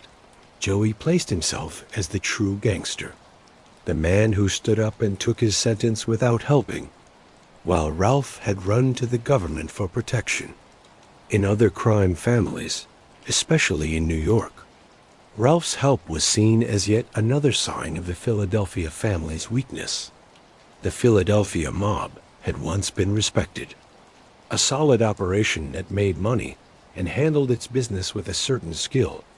But the Scarfo Times bloodbath, followed by the Stanfa War, followed by Ralph's help, had reduced Philadelphia to a joke in mob circles, a broken organization that could not keep its own boss from flipping. There was also practical worry. How much did Ralph know about other families' operations? He had attended mob sit-downs with people from New York families. He had been part of discussions about territories and arguments. Could his talk hurt other families beyond Philadelphia? These questions created nervousness throughout La Cosa Nostra and made Ralph Natale not just a traitor to Philadelphia, but a threat to the whole American Mafia. In the years following his help, Ralph Natale made a story to explain and defend his decision to break Omerta. This story, which he would repeat in interviews, in his memory book, and in conversations with anyone who would listen, showed as much about Ralph's mind state as it did about his real reasons. Ralph's main defense was betrayal. He claimed Joey Molino had been planning to kill him, that the young underboss had been plotting with others to remove Ralph and take full control of the family.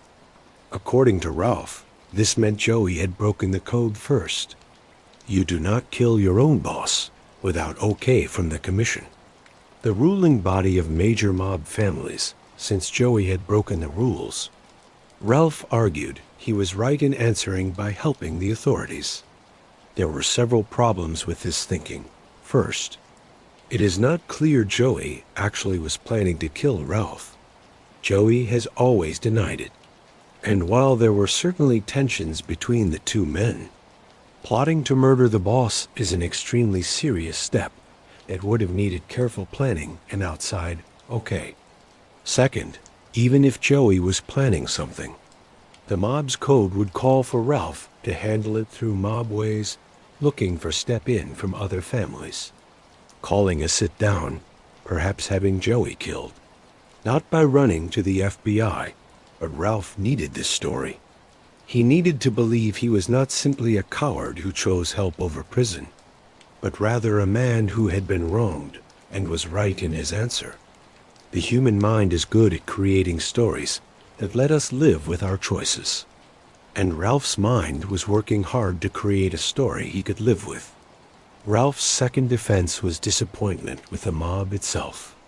He would claim the modern mafia had lost its way, that the old codes and traditions he had valued were dead, that the organization had become ruined by greed, drugs, and violence. By helping, he was simply admitting that the thing he had given his life to no longer existed in any real form. This thinking had more truth to it than Ralph's first explanation. The mob had changed dramatically from the days of Angelo Bruno, the violence of the Scarfo time, the breaking of traditional rules about drugs, the growing number of mobsters who helped the authorities. All of this showed a fall from what old-timers considered the good old days. But whether this defended breaking Omerta was another question entirely. Ralph's third, and perhaps most honest, defense was age and staying alive. He was in his 60s, facing the chance of dying in prison. Why should he give up his remaining years for an organization that had given him so little? He had already done 15 years in federal prison. Was that not enough? Did he not deserve a chance to live his final years in some amount of comfort and freedom, even if it was in witness protection? This defense connected with some people, even some in law enforcement who had seen Ralph's change. There was something sad about a man spending his whole life wanting power in the mob, finally reaching it at age 60, only to have it all fall apart within 4 years. From this view, Ralph's help was less a betrayal than a staying alive plan, a final trick of a lifelong trickster. Playing the FBI the way he had once played victims and easy targets. Once Ralph agreed to help and finished his talk, he was put in the Federal Witness Security Program, commonly called WITSEC or Witness Protection. This program, run by the U.S. Marshal Service, gives new identities and moving services to witnesses who face threats because of their help with law enforcement. For Ralph, this meant leaving behind everything that had defined him. He could no longer be Ralph Natale from South Philadelphia, former mob boss, feared and respected figure in the criminal world. He had to become someone else completely, a new name, a new background, a new story to tell anyone who asked about his past. The details of witness protection are complex. People in it get new social security numbers, new driver's licenses, and papers supporting their new identities. They are moved to areas of the country where they have no earlier connections, where nobody would recognize them. They are given money, help them start their new lives enough to rent an apartment, buy basic needs, and live while they try to find honest work. But the mind adjustment is perhaps harder than the practical problems. Imagine spending 60-plus years as one person, building a name, creating relationships, making an identity, and then having to leave all of it. You cannot contact old friends because they might be connected people who want you dead. You cannot visit your old neighborhood because someone might recognize you. You have to always watch what you say. Stopping yourself before you show some detail from your real past that does not fit your cover story. For Ralph, who had always been a man who commanded attention and respect, the no-name of witness protection must have been especially hard. He was nobody now, just another older person living in some no-name American city, shopping at Walmart and eating at Applebee's, invisible and not special. The program also meant separation from family members who chose not to enter protection.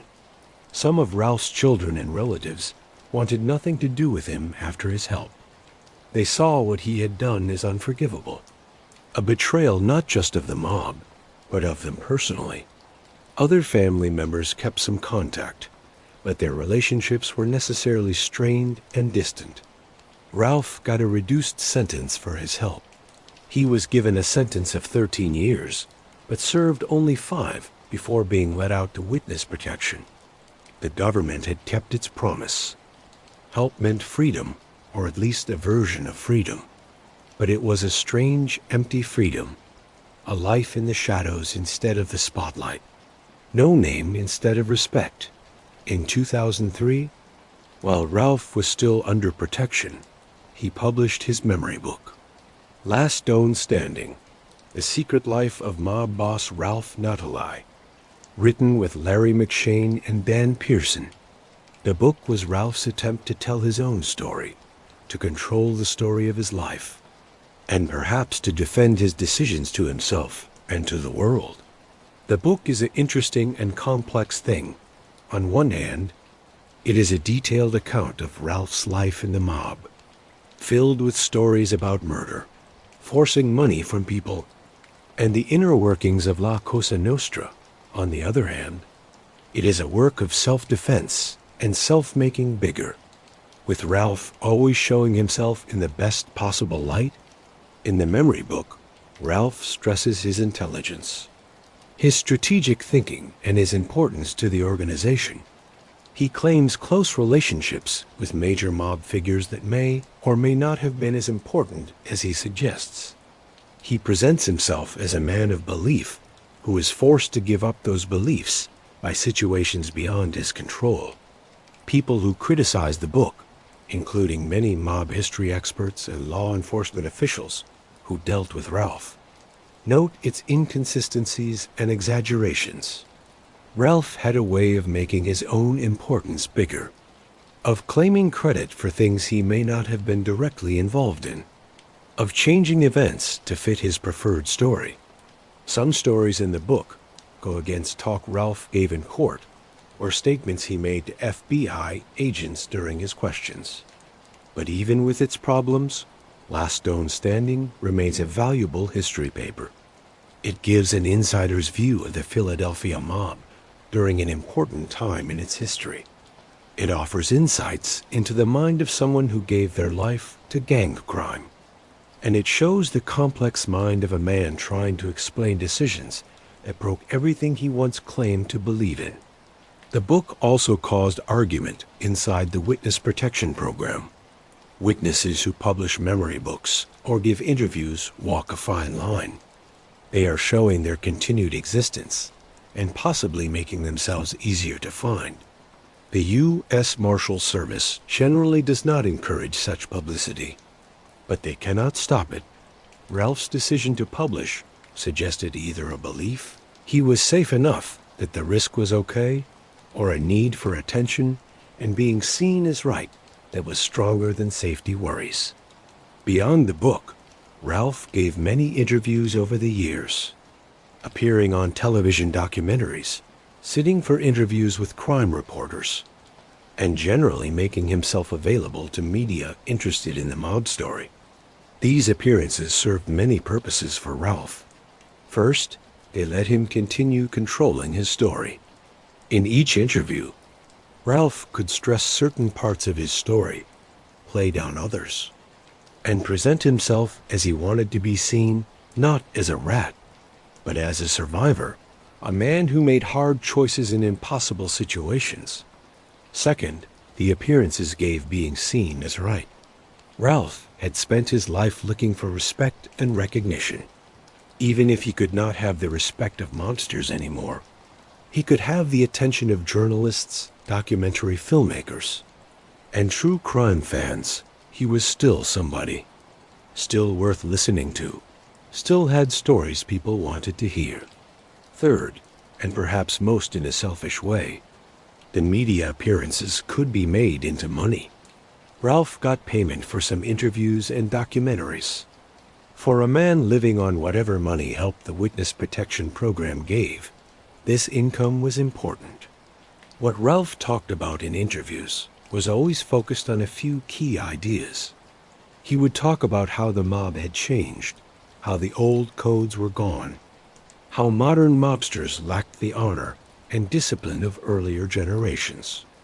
He would explain his decision to help in terms that stressed his being victimized Joey's betrayal, the organization's ruin, his wish to stay alive, and he would often show a kind of thoughtful separation, presenting himself as someone who had learned hard lessons and gotten wisdom from his experiences. Law enforcement officials who dealt with Ralph had mixed reactions to his media presence. On one hand, it kept him in the public eye and possibly at risk. On the other hand, Ralph's willingness to talk openly about the mob was valuable.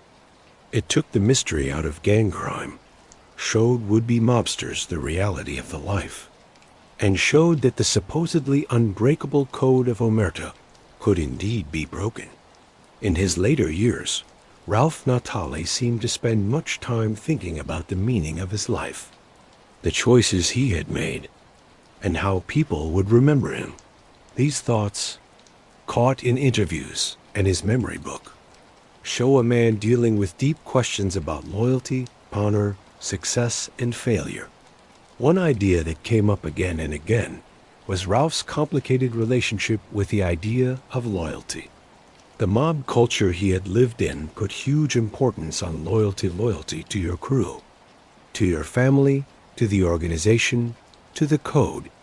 Betrayal of that loyalty was considered the worst sin, punishable by death. But Ralph had come to question what loyalty really meant in the context of the mob. If Joey was planning to kill him, was Joey being loyal? When mobsters talked against each other to save themselves, when bosses ordered the murder of longtime helpers over small arguments, when the organization's rules were broken constantly for personal gain. What did loyalty mean in such a place? Ralph made a thinking that loyalty should be two-way, that it was not a one-way duty. If the organization was not loyal to him, if they were planning to kill him, if they were not properly paying him, if they had forgotten the beliefs that supposedly defined them, then why should he stay loyal to them? This logic let Ralph change his help not as betrayal, but as a right answer to betrayal. Another idea that came up again in Ralph's later thoughts was the cost of the life he had chosen. He had spent 15 years in federal prison in his middle age. He had lost relationships with family members. He had killed people and ordered others killed, actions that, whatever defenses he offered, had ended lives and destroyed families. He had lived in constant fear of arrest, fear of violence, fear of betrayal, and finally, he had been forced to leave his identity and live in hiding for the rest of his life. What had all that giving up achieved? Ralph had money at different points, but lost it or had it taken. He had power, but only briefly, and it was an empty power based on fear rather than respect. He had reached his lifelong goal of becoming boss, but the reality of that job had been far different from what he had imagined during all those years of trying. In thoughtful moments, Ralph would sometimes show regret, not for helping, but for entering the mob life in the first place. He would talk about how different his life might have been if he had followed honest chances, if he had used his intelligence and work effort in legal businesses. But these moments of regret were usually short, replaced by stories about the excitement of mob life, the feeling of power. The brotherhood, however false, it finally proved to be. Understanding Ralph Natale needs, understanding the mind of thinking things are right, the mental processes by which people defend actions that break their own stated beliefs. This is a common human tendency, but it is especially strong in people who make major decisions that others see as morally problematic. Ralph's help with federal authorities was, on the surface, a break of the code he had sworn to keep. But humans are generally unable to keep a self-image as immoral or hateful. We need to see ourselves as good people, or at least as people whose actions are defended given the situations. This creates what mind experts call cognitive dissonance, the uncomfortable tension between our actions and our self-image. To solve this dissonance, we do thinking things are right, creating stories that defend our actions and let us keep a positive self-image. Ralph's thinking things are right followed several expected patterns. First, he stressed outside factors that forced his hand. He did not choose to help. He was forced to by Joey's betrayal, by the organization's ruin, by the threat of life in prison. This story removed choice from Ralph. He was a victim of situations, not an active chooser of betrayal. Second, he changed what betrayal actually meant. If loyalty is supposed to be two-way, and if the organization was not loyal to him, then help was not really betrayal. It was a right answer to betrayal. By changing terms, Ralph could keep that he had not actually broken his beliefs. Third, he stressed positive results of his help. He had shown a ruined organization. He had given valuable information to law enforcement. He had, in his telling, struck a blow against a system that had lost its way. This let him see his help not as a negative action, but as a positive one. Fourth, he compared his actions well to others. At least he had not murdered without thought like Nicky Scarfo. At least he had done hard time before helping, unlike some who flipped immediately upon arrest. At least he had achieved something in the mob world before turning, unlike low-level helpers who had nothing to offer prosecutors. By comparing himself to worse examples, Ralph could keep that his actions were not so bad. These thinking things are right plans are common among helping witnesses, especially those who have broken strong codes of loyalty. They are not necessarily proof of dishonesty. People can truly believe their own. Thinking things are right, but they show the mind gymnastics needed to live with decisions that break deeply held beliefs. Ralph Natale's help had deep and lasting effects on the Philadelphia crime family effects that were still being felt years after his talk. Most immediately, Ralph's help led to successful cases against many Philadelphia mobsters. Joey Merlino, George Borghese, and others got important prison sentences based in part on Ralph's talk.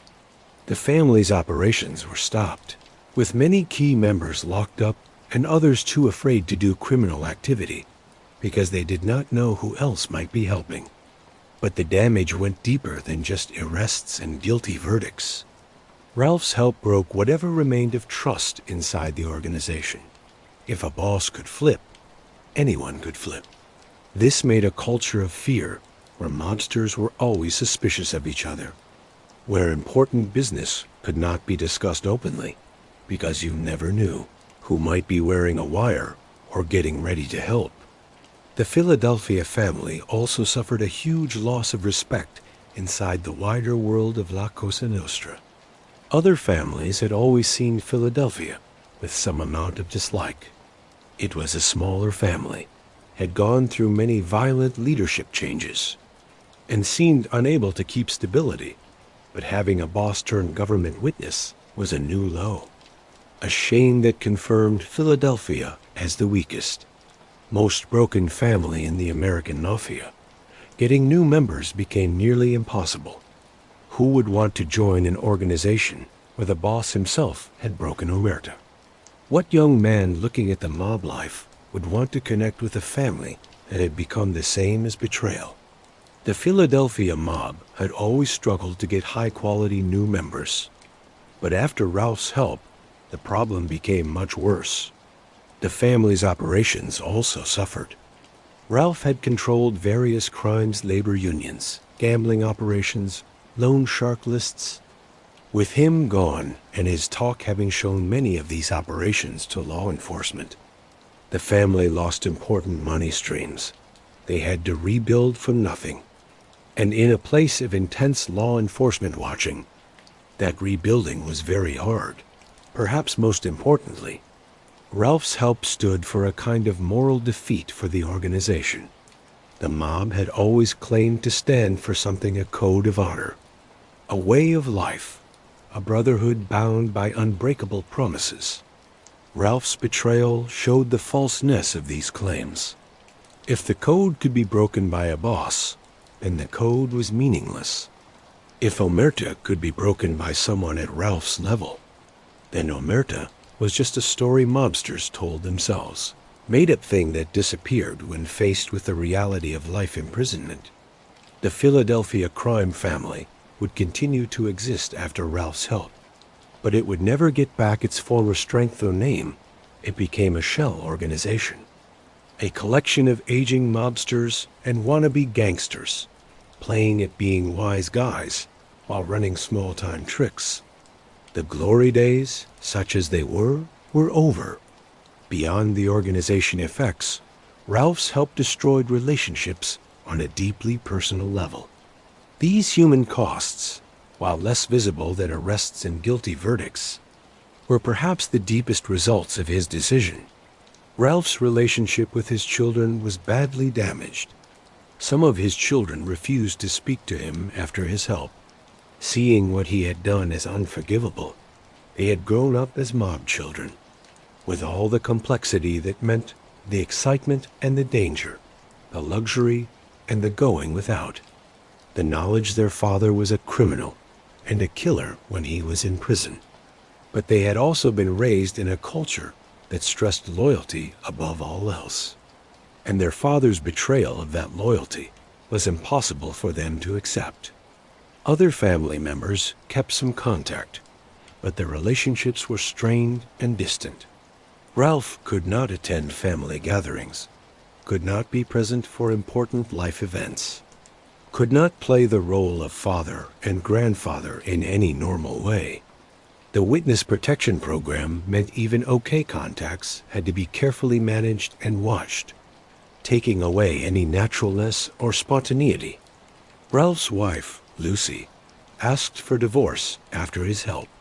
Their marriage had survived Ralph's criminal career, his 15 years in prison, and his return to mob life. But it could not survive his decision to become a government witness. For Lucy, as for many in the mob world, help was the unforgivable sin, a betrayal, not just of the organization, but of the family itself. Friendships and connections built over decades were instantly cut. Men who had been Ralph's friends, who had worked with him and spent time with him, now saw him with hate and anger. In some cases, these were men Ralph had saved from dangerous situations, men he had helped when they were in trouble, men who owed him thanks. But none of that mattered once Ralph broke. In mob culture, help wipes away all earlier bonds and duties. Even more sadly, Ralph's help affected people who had nothing to do with the mob. His talk led to arrests and cases, which meant families were torn apart, children lost parents to prison, wives became widows to the federal system. Whether these people deserve feeling sorry for, given their own involvement in criminal businesses, is a complex moral question. But the human suffering was real regardless. Ralph himself seemed to understand, at least in his mind, the human cost of his decisions. In interviews, he would sometimes admit the pain he had caused, the relationships he had destroyed, the lives he had stopped. But understanding and truly dealing with that cost are different things. It is unclear whether Ralph ever fully faced the emotional reality of what his help meant for the people around him. In his later years, Ralph Natale seemed to be looking for some form of being saved, though what exactly that meant remained unclear. Did he want to be forgiven by the people he had betrayed? Did he want to save himself in his own eyes? Did he want history to judge him more kindly than the people of his time did? Ralph's looking for being saved, such as it was, took several forms. He placed himself as someone who had learned from his mistakes, who had gained wisdom through suffering, who could warn others away from the life he had chosen. In interviews, he would stress the emptiness of mob life, the betrayals, the violence, the final uselessness of wanting power in that world. This placing served a purpose beyond personal being saved. It was also useful for law enforcement. The FBI and other groups fighting gang crime wanted people like Ralph to speak publicly about the reality of mob life, to take away the romantic mythology that still attracted young men to criminal organizations. Ralph's willingness to play this role made him valuable even after his talk was complete.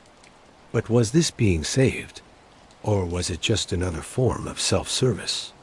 Ralph was still benefiting from his mob career, getting paid for interviews and his memory book, receiving attention and being seen as right, keeping a kind of celebrity status, even if it was as a famous turncoat rather than as a respected mobster. True being saved might have needed complete withdrawal from the public eye, a life of quiet no-name focused on making whatever repairs were possible to those he had hurt. Religious faith sometimes plays a role in mobsters' late-life being saved stories.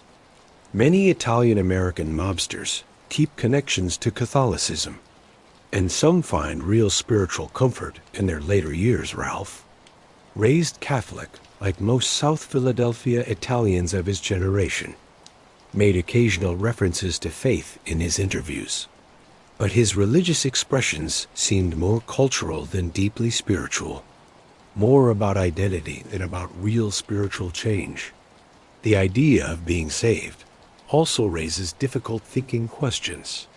Can someone who has committed murder, who has destroyed lives, who has built a career on violence and threats truly be saved? Is there a point beyond which being saved is impossible, where the harm done is too great to be balanced by any later good actions? These are questions without easy answers. Questions that different religious and thinking traditions answer differently.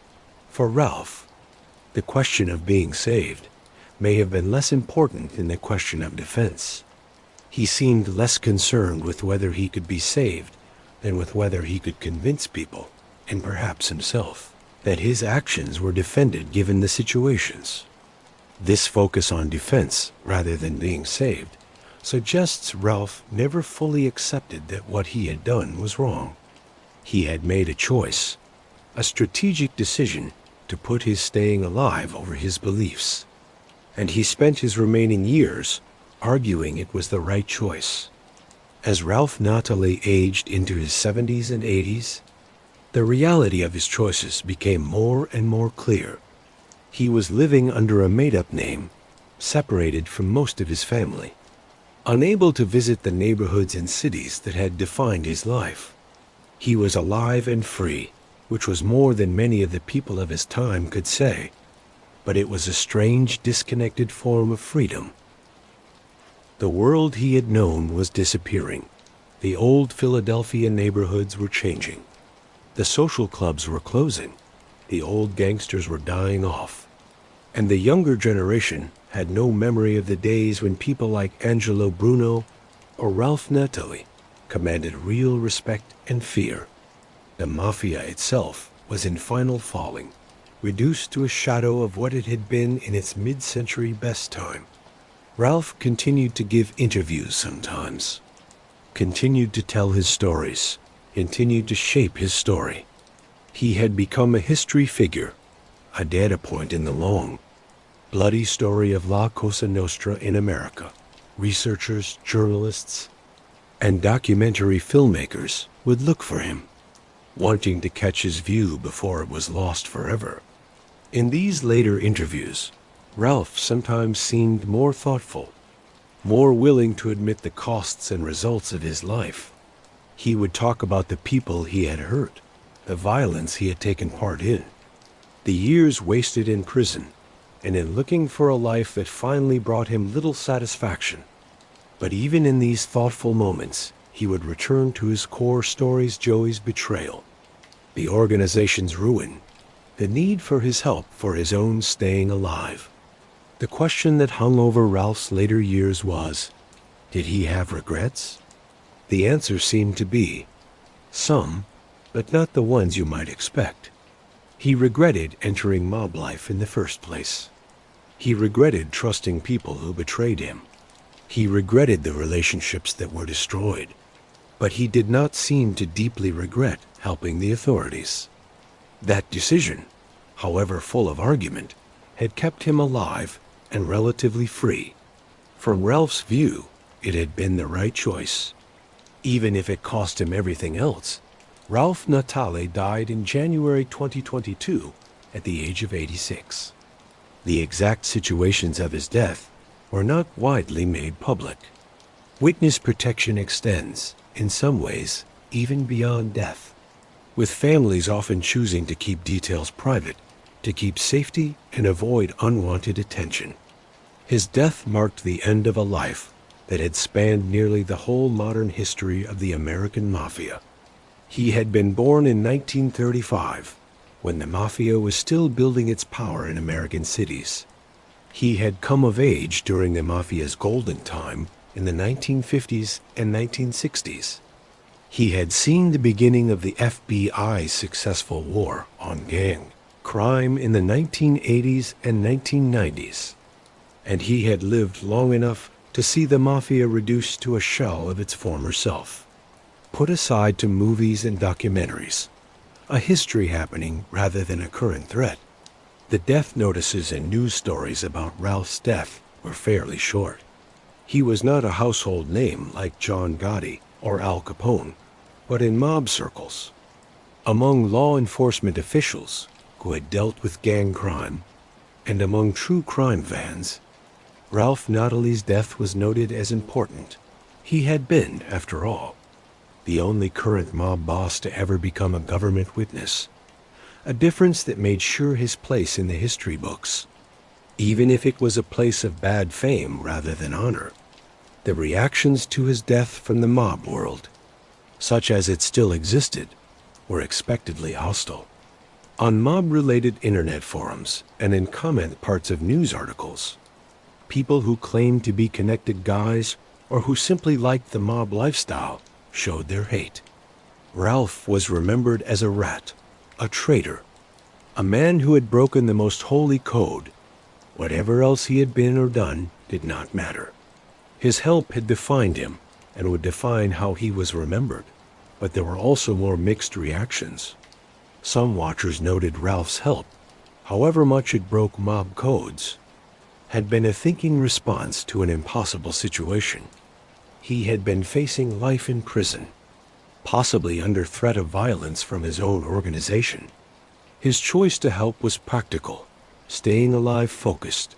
From this view, Ralph was neither hero nor bad guy, but simply a man who made the best choice available to him under terrible situations. Law enforcement officials who had worked with Ralph generally remembered him more positively.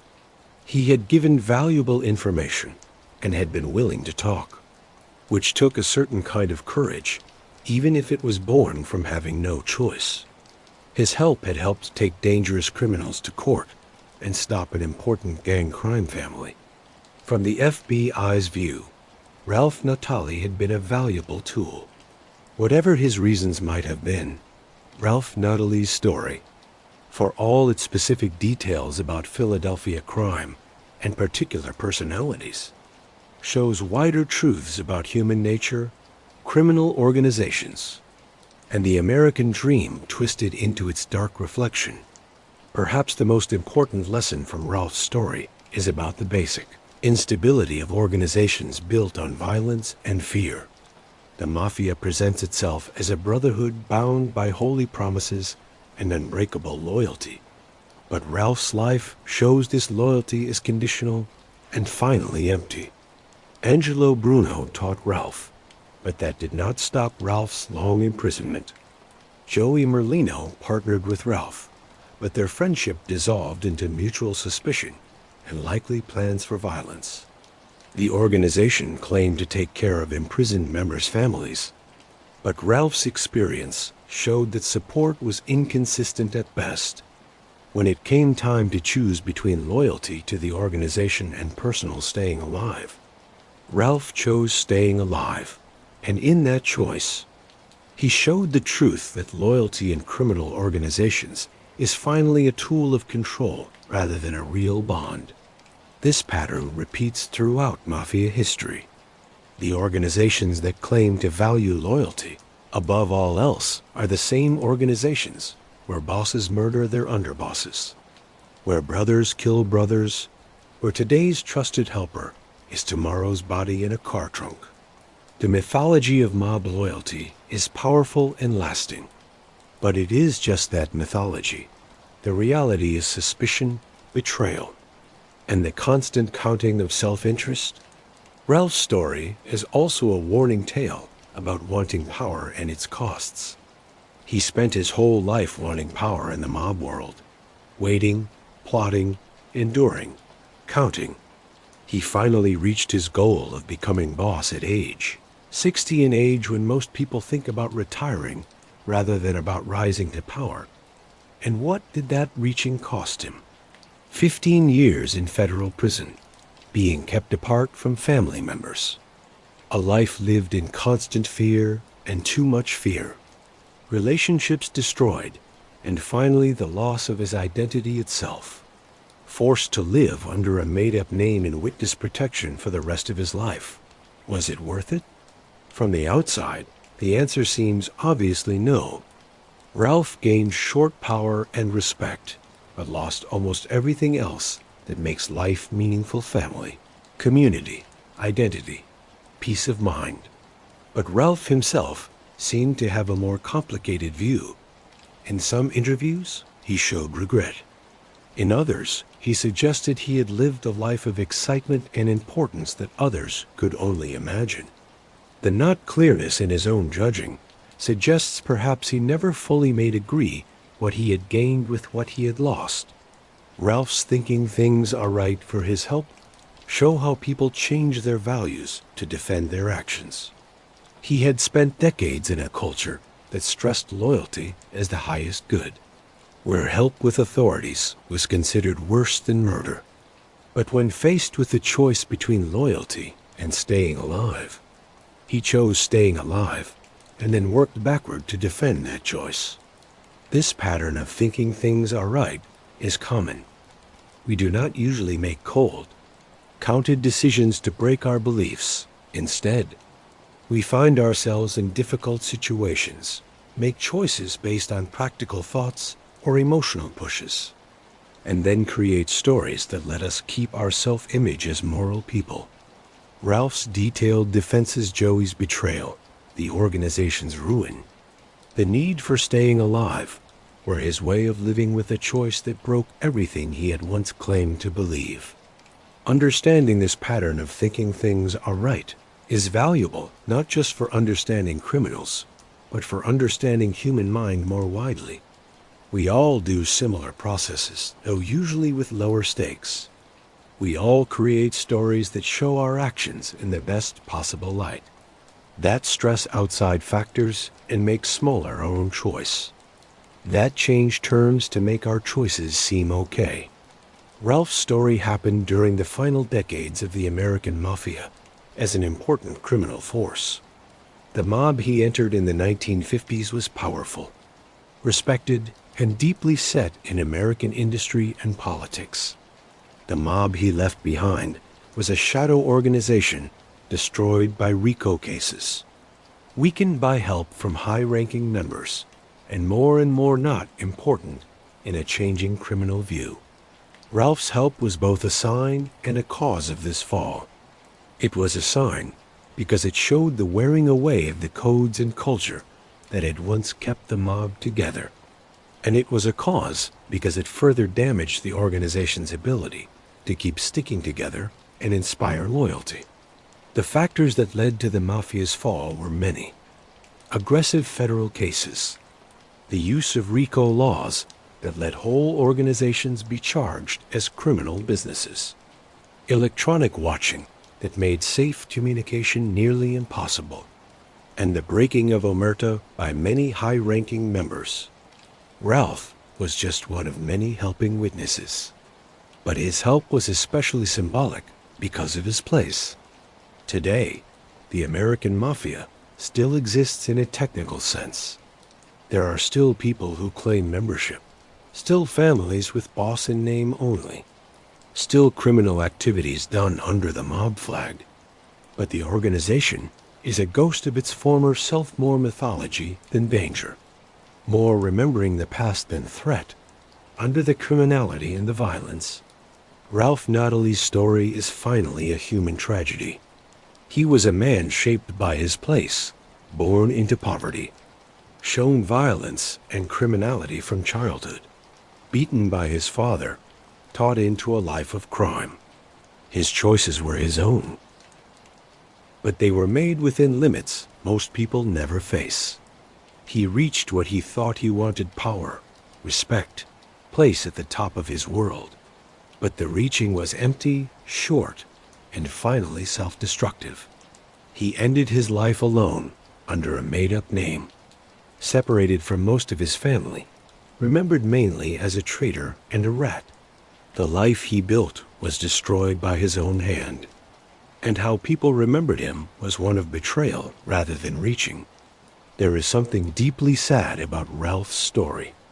Even while admitting the harm he caused, he was a murderer, a forcing money person, a drug seller, a man who chose to hurt others for personal gain.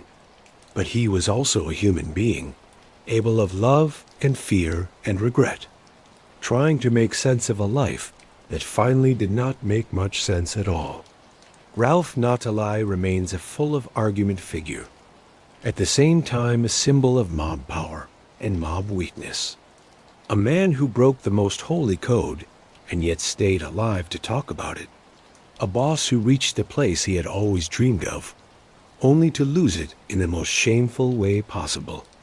He was the first and only official mob boss to become a government witness. A difference that makes sure his place in criminal history. But what that place stands for is still argued. Was Ralph a coward who betrayed his beliefs? A survivor who made a thinking choice? A victim forced into an impossible situation? Or simply a practical person who changed the situations in the only way that made sense? The answer is probably all of the above. Human beings are complex, able of holding opposite qualities at the same time. Ralph could be brave in some places and cowardly in others. He could truly believe in loyalty while also being able of betrayal. He could be intelligent and strategic while also being self-making bigger and thinking things are right. The Philadelphia crime family that Ralph helped destroy never got back from his help. The organization continued to exist on paper, with various people claiming the title of boss in the years after Ralph's talk. But it was a shell organization, unable to make important income, unable to command respect from other families, unable to keep sticking together even among its own members. Joey Merlino, let out from federal prison in 2011, tried to rebuild, but he faced the same problems that had troubled the family for decades. Intense law enforcement watching, a lack of high-quality new members, and a complete absence of trust among members in 2018. Joey was arrested again on racketeering charges, this time involving an illegal gambling and loan sharking operation that reached to other states. He was found guilty and given a sentence of 2 years in prison, a fairly light sentence that suggested the operation was not particularly important or advanced. The current state of the Philadelphia mob is uncertain at best.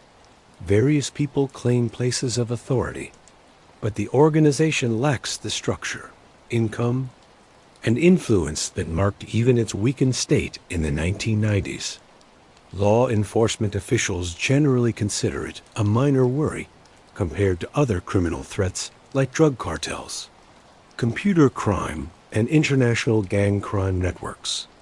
In a very real way, Ralph Natale's help marked the final chapter of the Philadelphia mob as an important criminal business. The organization had stayed alive through internal wars, federal cases, and the loss of many bosses.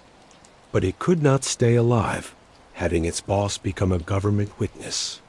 That single act of betrayal destroyed whatever remained of the organization's believability in sticking together.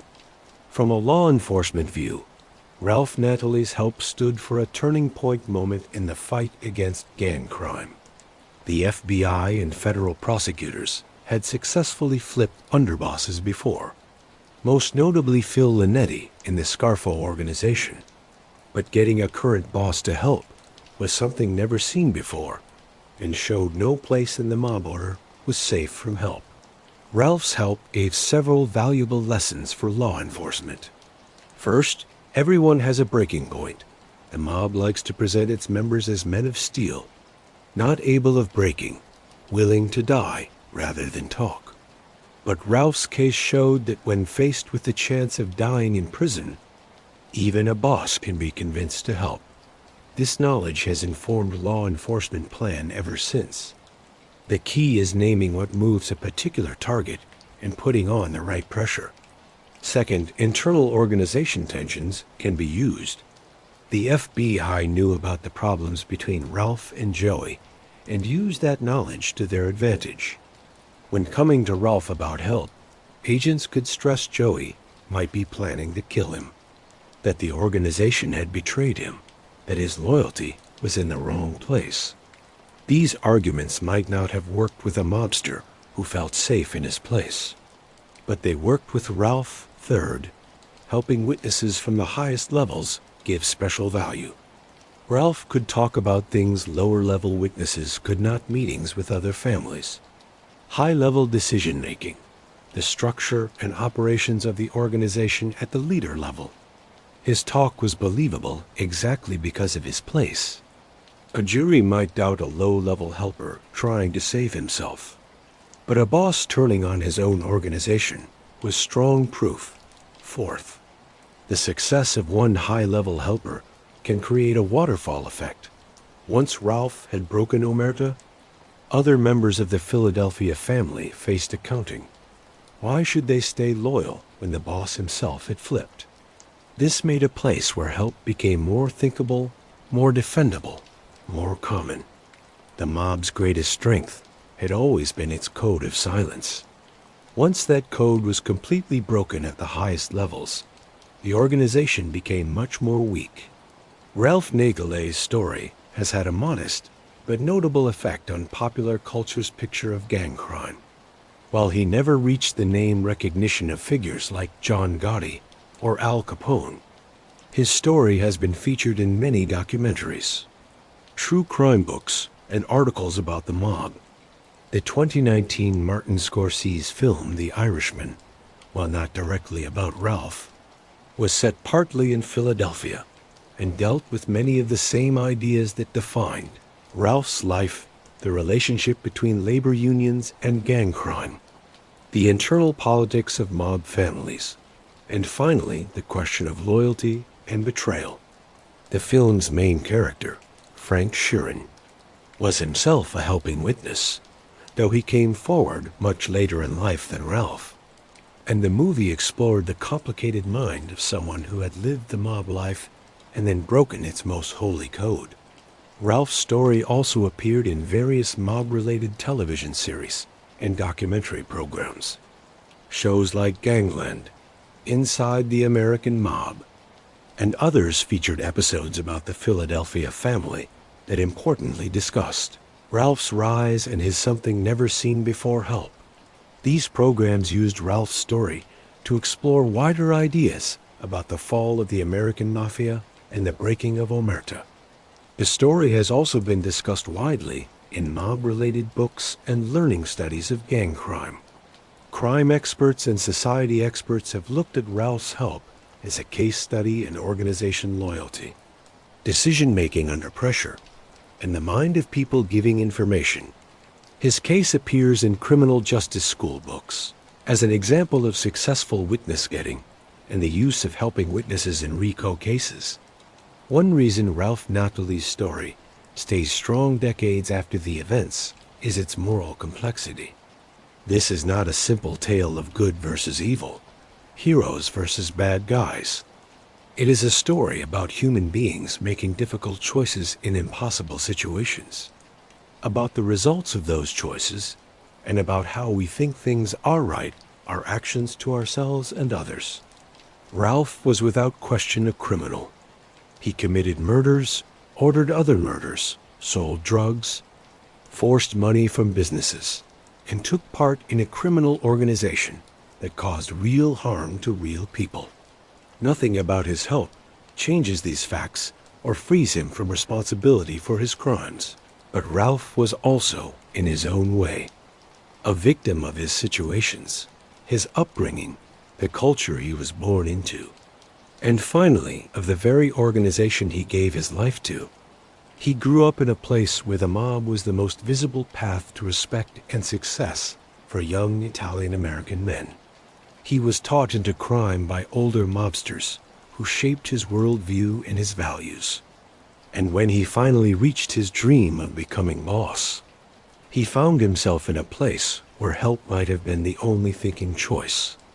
The question of whether Ralph's help was morally defended depends on how you frame the question. If you judge him by mob standards, he was completely a traitor who broke the most holy code. If you judge him by wider right and wrong standards that value human life and freedom, his help was perhaps the most moral choice he made in his whole life, choosing to help take violent criminals to court rather than protect them.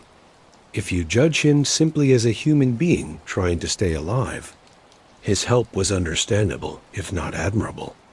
He was 63 years old, facing life in prison, possibly under threat from his own organization. Choosing help over a certain death sentence in federal prison is hardly an indefensible choice. The moral complexity of Ralph's story fights simple judgments. He was neither pure bad guy nor sad hero, neither completely hateable nor wholly sympathetic.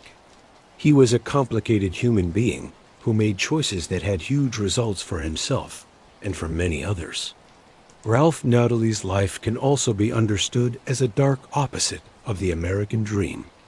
The normal story of the American dream is about immigrants or their children working hard, playing by the rules and reaching success through real ways.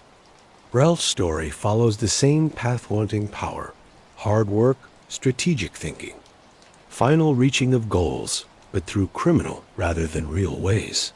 In some ways, Ralph's story is specially American. He came from nothing, from a poor immigrant family in South Philadelphia. Through intelligence, determination, and cruel looking for his goals, he rose to the top of his chosen field. He reached power, wealth, and respect. The fact his chosen field was gang crime does not change the basic story. It simply turns the moral value. This turned American dream story helps explain the lasting interest with mob stories in American culture. The Mafia stands for a shadow version of American capitalism. The same competition, the same order, the same looking for profit and power. But done outside the legal structure, mobsters are business people of violence. Business people dealing in illegal goods, managers of criminal businesses. The skills needed for mob success: strategic thinking, people management, risk judging, money skill are not so different from the skills needed for real business success. Ralph's story also shows the costs of this term dream. The normal American dream story promises hard work and wanting power will lead to success and happiness. But Ralph's looking for success in the mob world led to imprisonment, violence, betrayal, and finally the loss of everything he had built. The dream was reached, but it was empty, unsatisfying, and finally self-destroying, even with the wide papers of Ralph Natale's life court talk, FBI questions, his own memory book, countless interviews. Important questions remain unanswered. Was Joey Merlino actually planning to kill Ralph? This was Ralph's main defense for helping. But the proof is not clear. Joey has always denied it, and no solid proof of such a plan has ever been presented. Was this a real threat Ralph saw correctly? Or was it fearful imagination created by an aging boss who felt his power slipping away? How much of Ralph's account is correct? Ralph had a way towards self-making bigger, claiming close relationships with major mob figures and involvement in important events that may have been made bigger.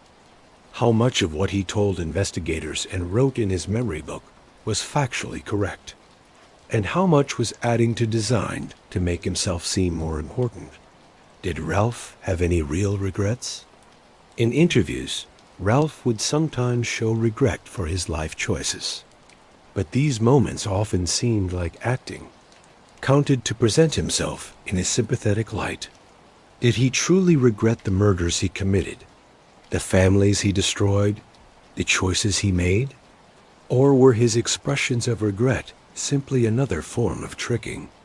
How much did Ralph's help actually achieve?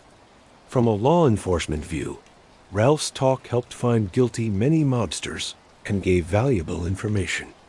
But did it actually reduce crime or make communities safer? The Philadelphia mob was already in fall before Ralph's help. Did his talk speed that fall importantly?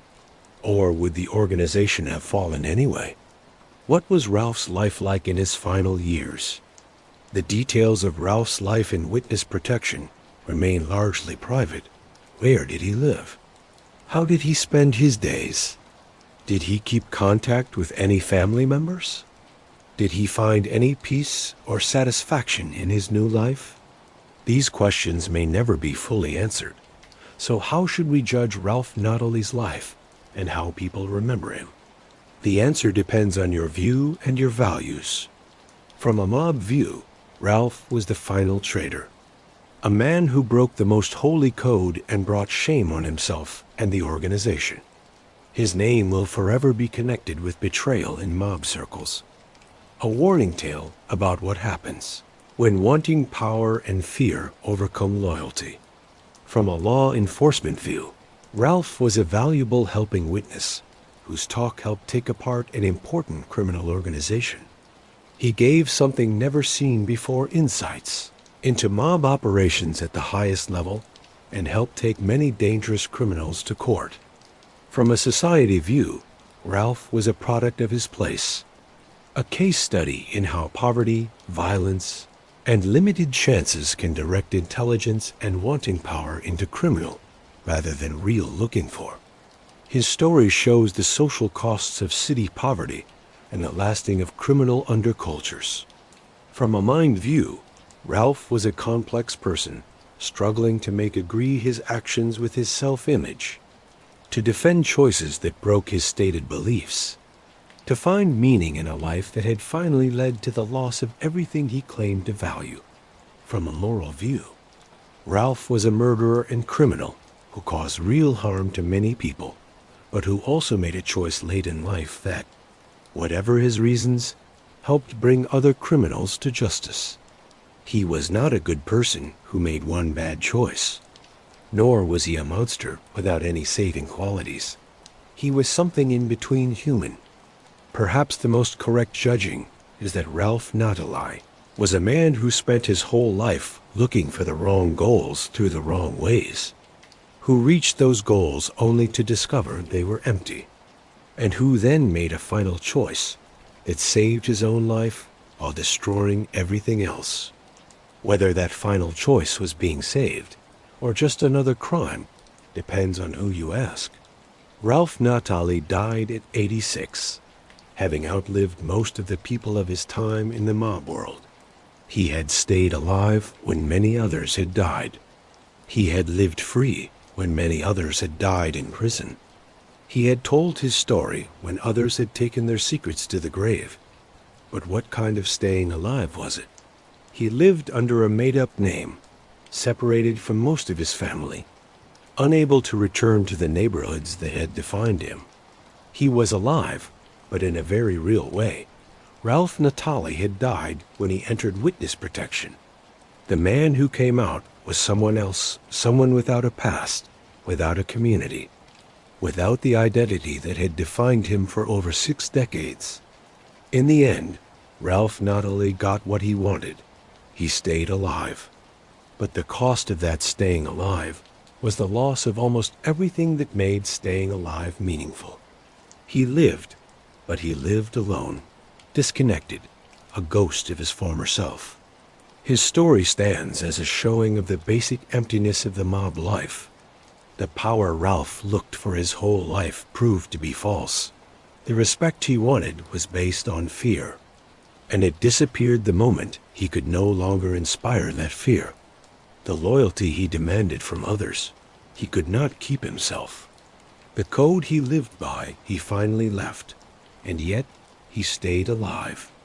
In a world where staying alive often seems the only goal worth looking for, where staying alive is the final win, perhaps Ralph Natale won. He beat the system, beat the chances, beat the life expectancy of a Philadelphia mob boss. He lived long enough to tell his story, to shape his own story, to make sure history would remember him, even if that memory is complicated and argued. Ralph Natale was the last stone standing, not because he was the strongest or the smartest or the most loyal, but because he was willing to do what no boss before him had done, give up everything the mob supposedly stood for in order to stay alive.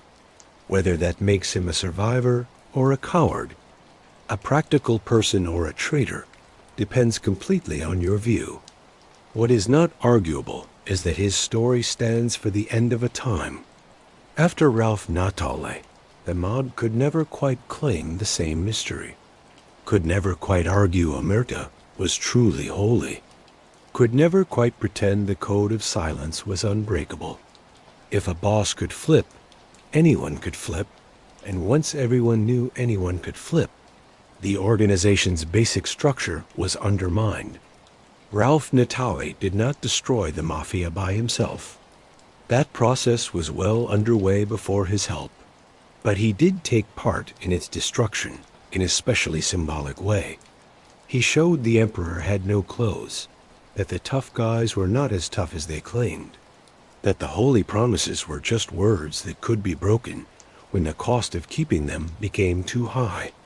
And that is the unbelievable true story of Ralph Natale, a man who climbed from the streets of South Philadelphia to the very top of the criminal world, only to bring it all crashing down from the inside.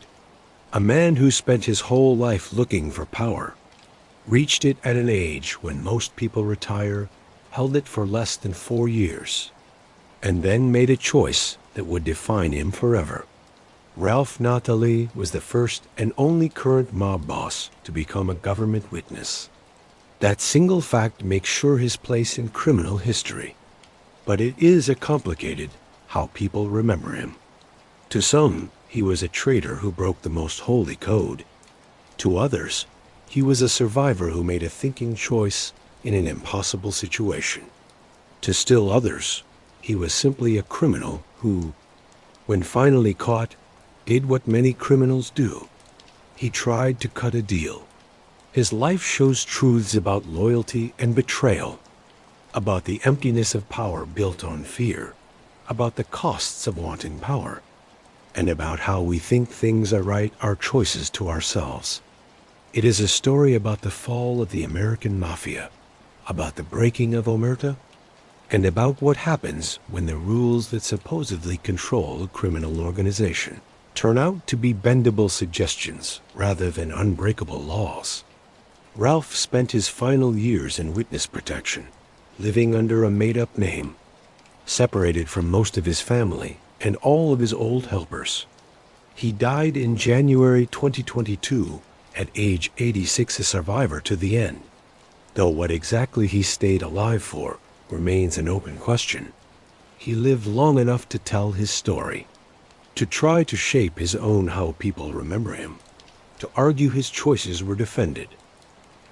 Whether he succeeded in convincing anyone, even himself, is uncertain. What do you think? Was Ralph Natale a survivor who made the smart choice when faced with life in prison and possible death at the hands of his own organization? Or did he betray everything he stood for, breaking holy promises and destroying the lives of men who had trusted him? Leave your thoughts in the comments below. If this story kept you interested through all its twists and turns, imagine what other interesting deep looks into the criminal world we have ready. Subscribe and hit that notification bell so you never miss our next search of true crime's most strong characters and stories. And if you made it this far, leave a comment letting me know you made it to the end. Tell me which part of Ralph's story interested you most. Was it his rise to power at age 60? The something never seen before decision to help? The mob wars he survived? The final years in witness protection? The story of Ralph Natale is more than just the tale of one man's rise and fall. It is a window into a world that exists in the shadows of American society, a world controlled by codes that are at the same time holy and constantly broken. A world where loyalty is demanded but rarely given, where power is looked for but finally proves empty.